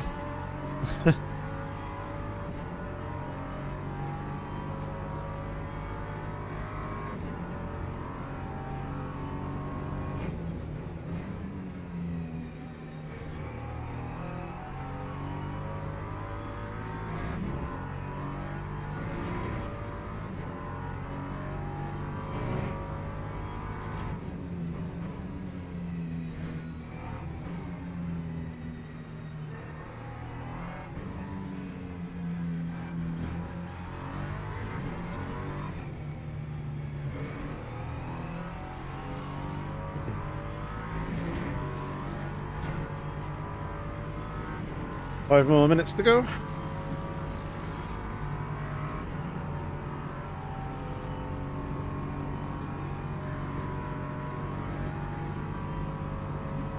Oh, this vantage is quick.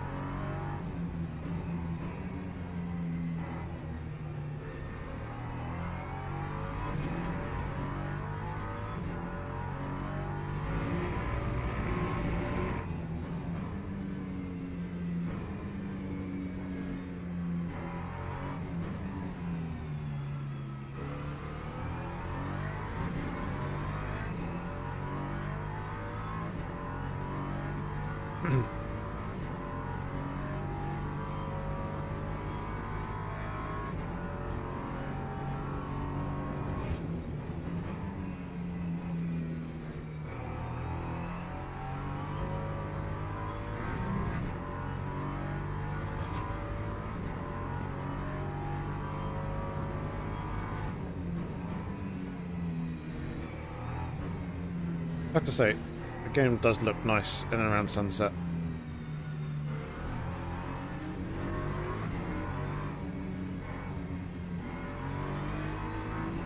Seeing that low sun is very, very cool.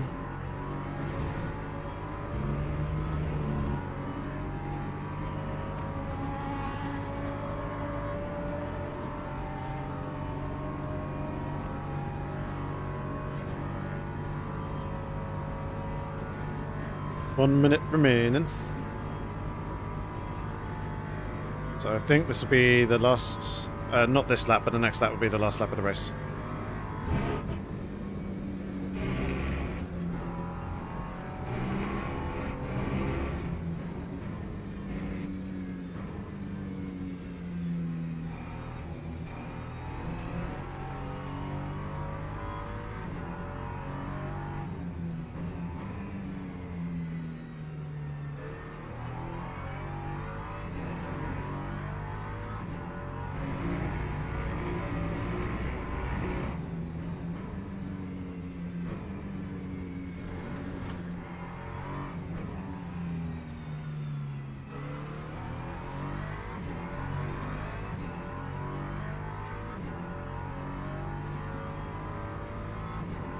Lovely stuff.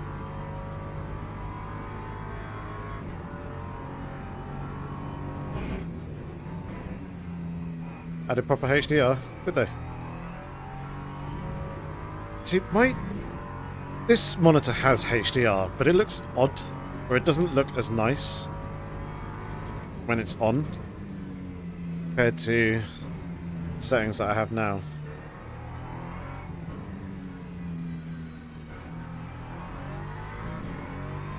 Yeah, I'd be curious as to what night races are like with HDR working, because without it they look very, very flat and horrible. By far the weakest point of the game graphically is the night lighting.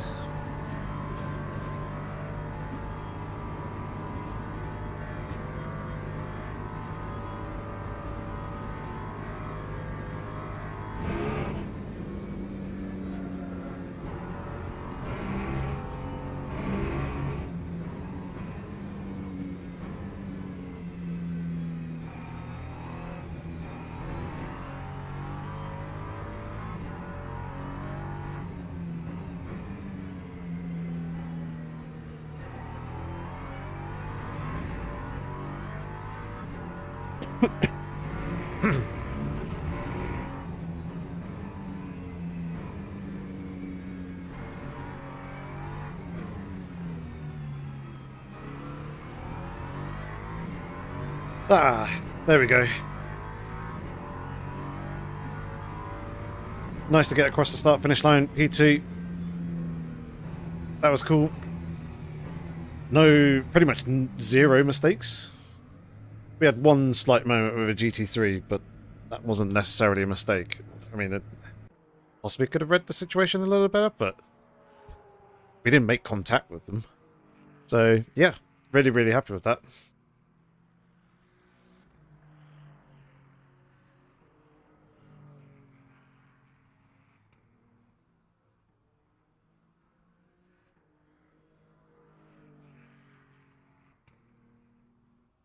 Nice race, Luca, mate. Yeah, you need to be nerfed. Too OP here.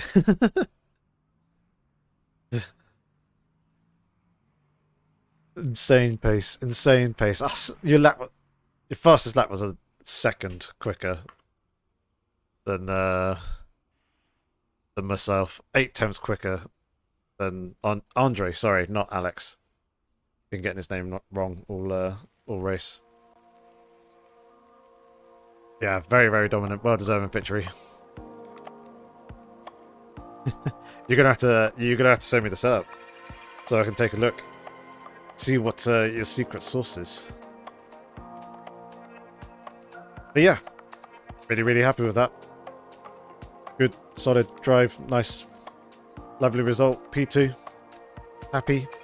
Luca gets a win after probably letting me have the win at Barcelona the other week. Let's take a look at these results. Yeah, Andre had a good race up 2 positions. Getting closer to gold, but not there yet.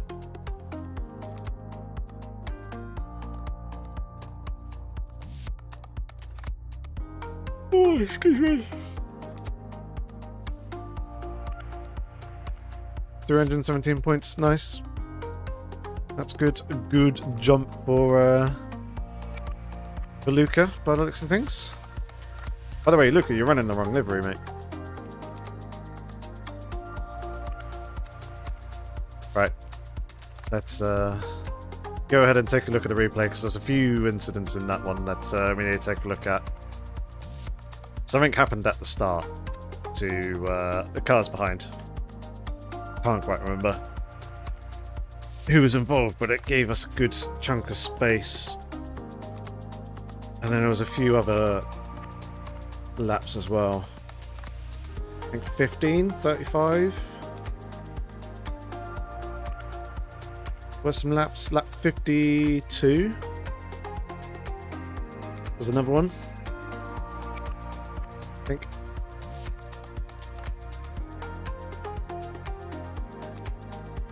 Got HDR LCD as the second monitor. There's no comparison. OLED gives you contrast and pop and things like headlights. Yeah.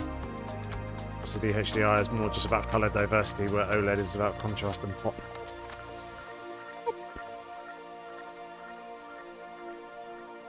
So we got a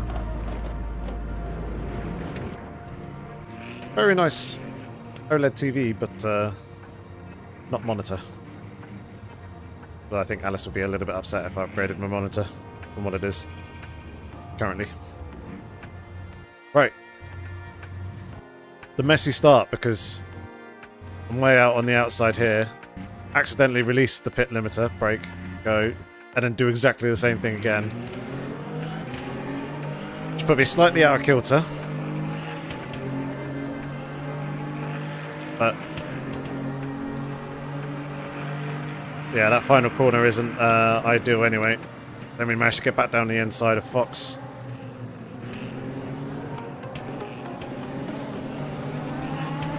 I think it was a little bit more hesitant because of all the LMP2s, so we'll take a look at those in a minute. Thankfully the LMP2 behind was patient. Oh god.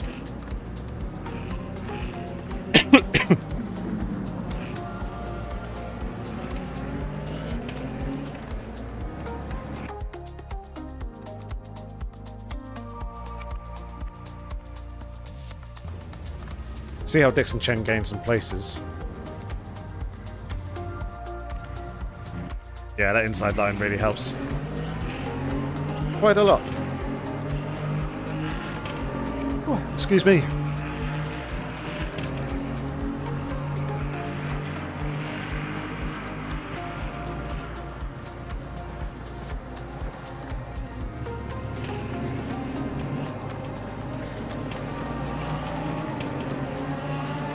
So yeah, he gets a good run off the exit here.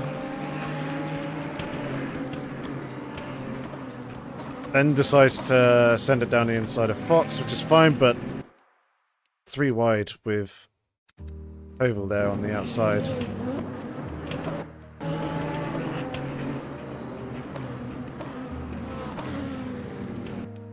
So the LMP2 decides to make it 3 wide when these two are already side by side.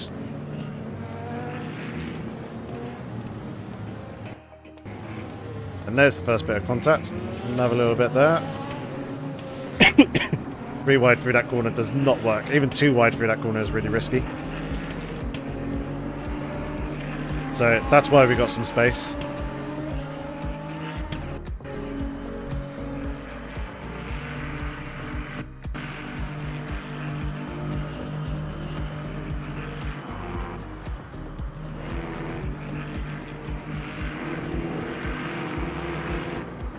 Nice, then does Dixon get the place back? Nope.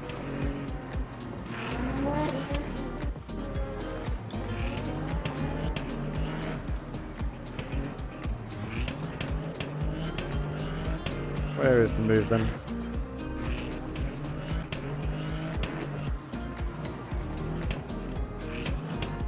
Or is it just pure slipstream off Here.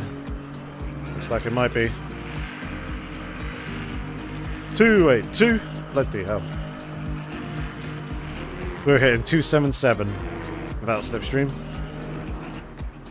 But yeah, some very, very good pace. And then I think after that, that was Dixon running away with it. Okay. LMP2s, what happened at the start?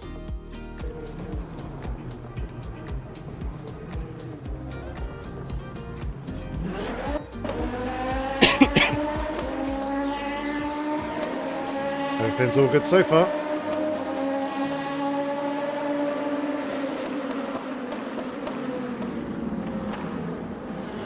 Oh, it came from the front. Wow.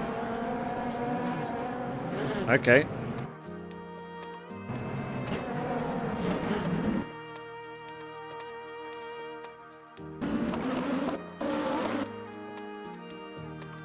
So, Kolef. I mean, there's not any sort of overlap there. Oh, yeah, contact between the two. Which then just unsailed his car.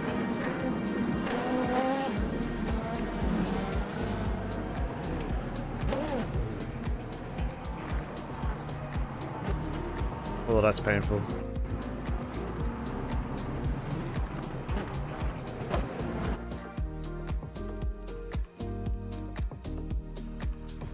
Say these guys had no option other than to go around the outside here. Oh, Small got tagged there.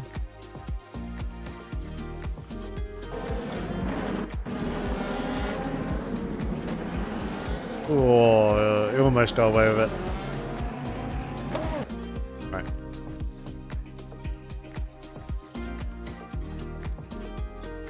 GT3s, did anything happen with you guys? Hey, look, there's Charles in our York Sports Racing livery. I don't remember that bit being black.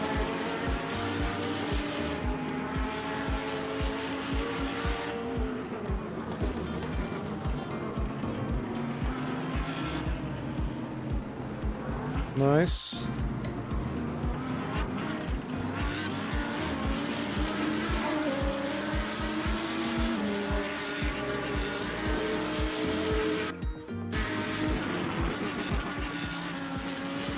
Oh, who was that dying off the outside there? Intimate. What happened?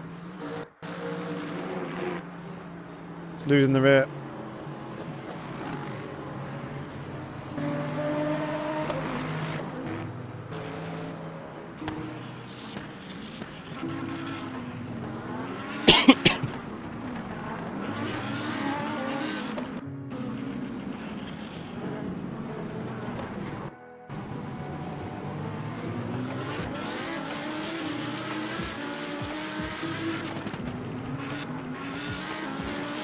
That all looks okay.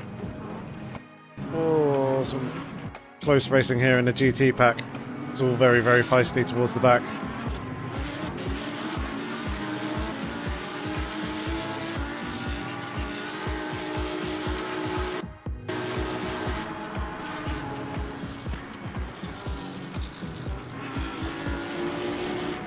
Oh, bit of bump drafting.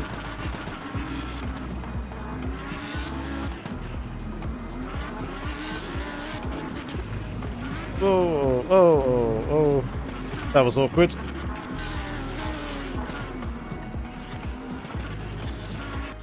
It came from here. Charles sending it down the inside, getting his... It's just about there. It's wheel to wheel. Very, very close between the two of them. And again, Perez probably didn't need to come back onto the circuit as much as he did on the exit.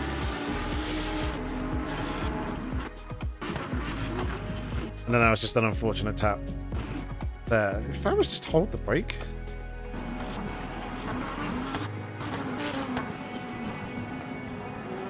Yeah, probably not wanting to go around. And Charles gets tagged. Oh, and then spun. Where does that Corvette come from? And just decided to go down the inside.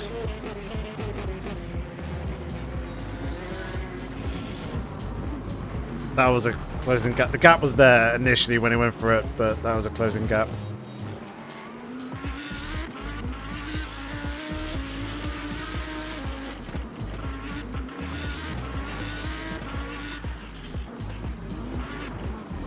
Oh! Aggressive moves from Charles, getting his elbows out.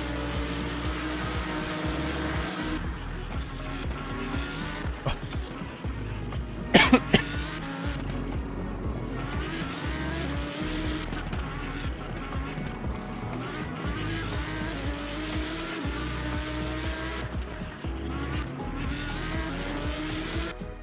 Where's the bit where I came through on him?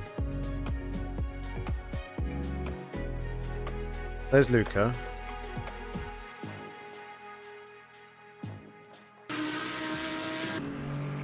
Yeah.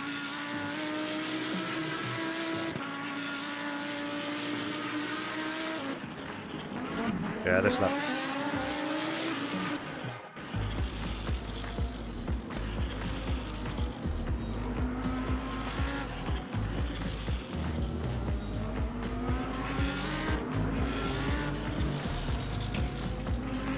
With a tiny tap there.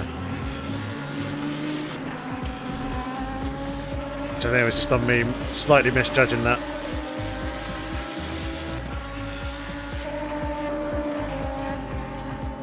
Alright, lap 23. Something happened on lap 18 as well.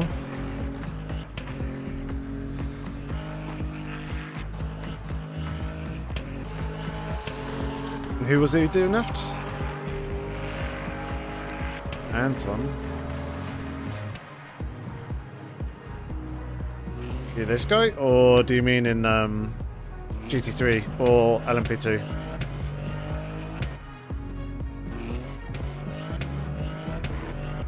Yeah, I remember lap 35. Lap 35 I think was Jardier.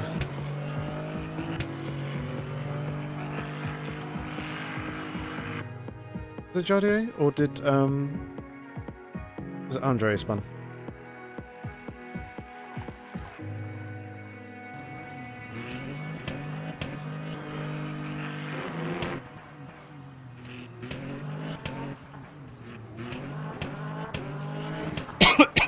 Excuse me. Yeah, so there's me 5 seconds up the road. There it is.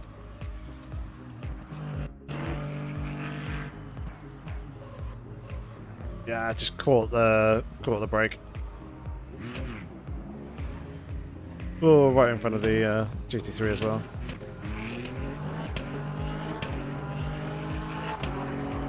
What was his top speed like?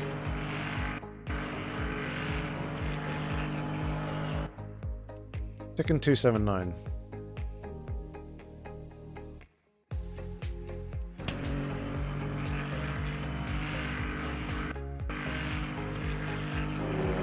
Hitting 280.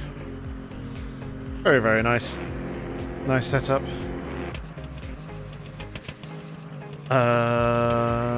What did we have? 52.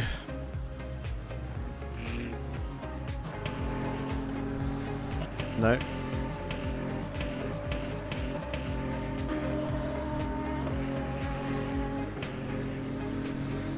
About 50? No, it might have been 48 then.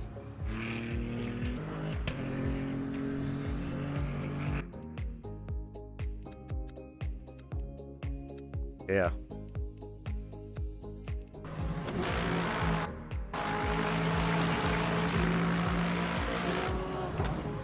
Oh dear. Ouch.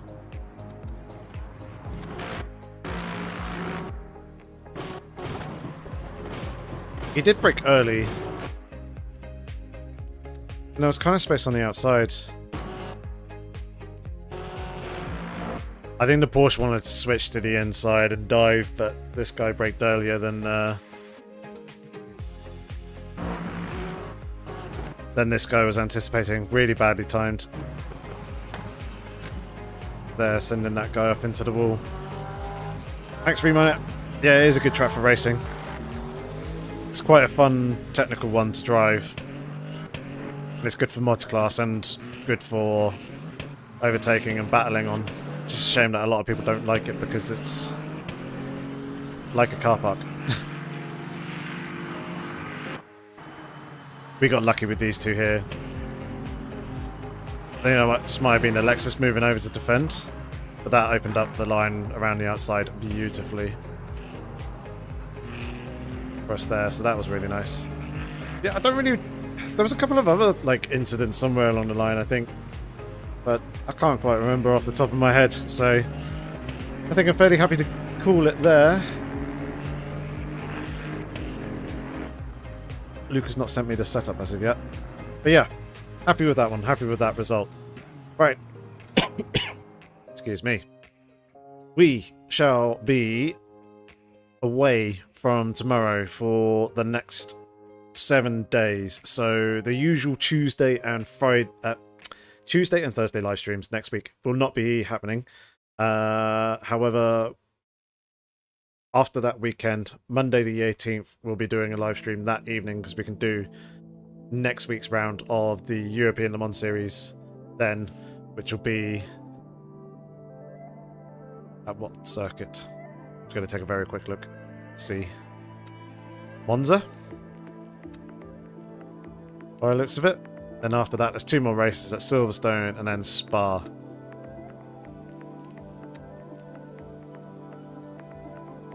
We are currently leading the ELMS championship standings in LMP3. How about that? That's really, really nice. So yeah, we're in a good place, good spot. Hopefully we can continue on with this form, scoring points over 300 throughout the remainder of the season. Hopefully we can maintain this top spot. We're obviously going to be P1 for nationality and manufacturer, so very, very happy with that. Just got to make sure it continues. So yes, I hope that you have a good weekend, and I hope that you have a good week next week, and I shall see you again on Monday the 18th. Shout out to all the pit crew, especially Joe, the newest, latest member. Big W's in the chat for him. And yeah, look forward to seeing you again soon. Until then, have fun, stay safe, look after yourselves, take care.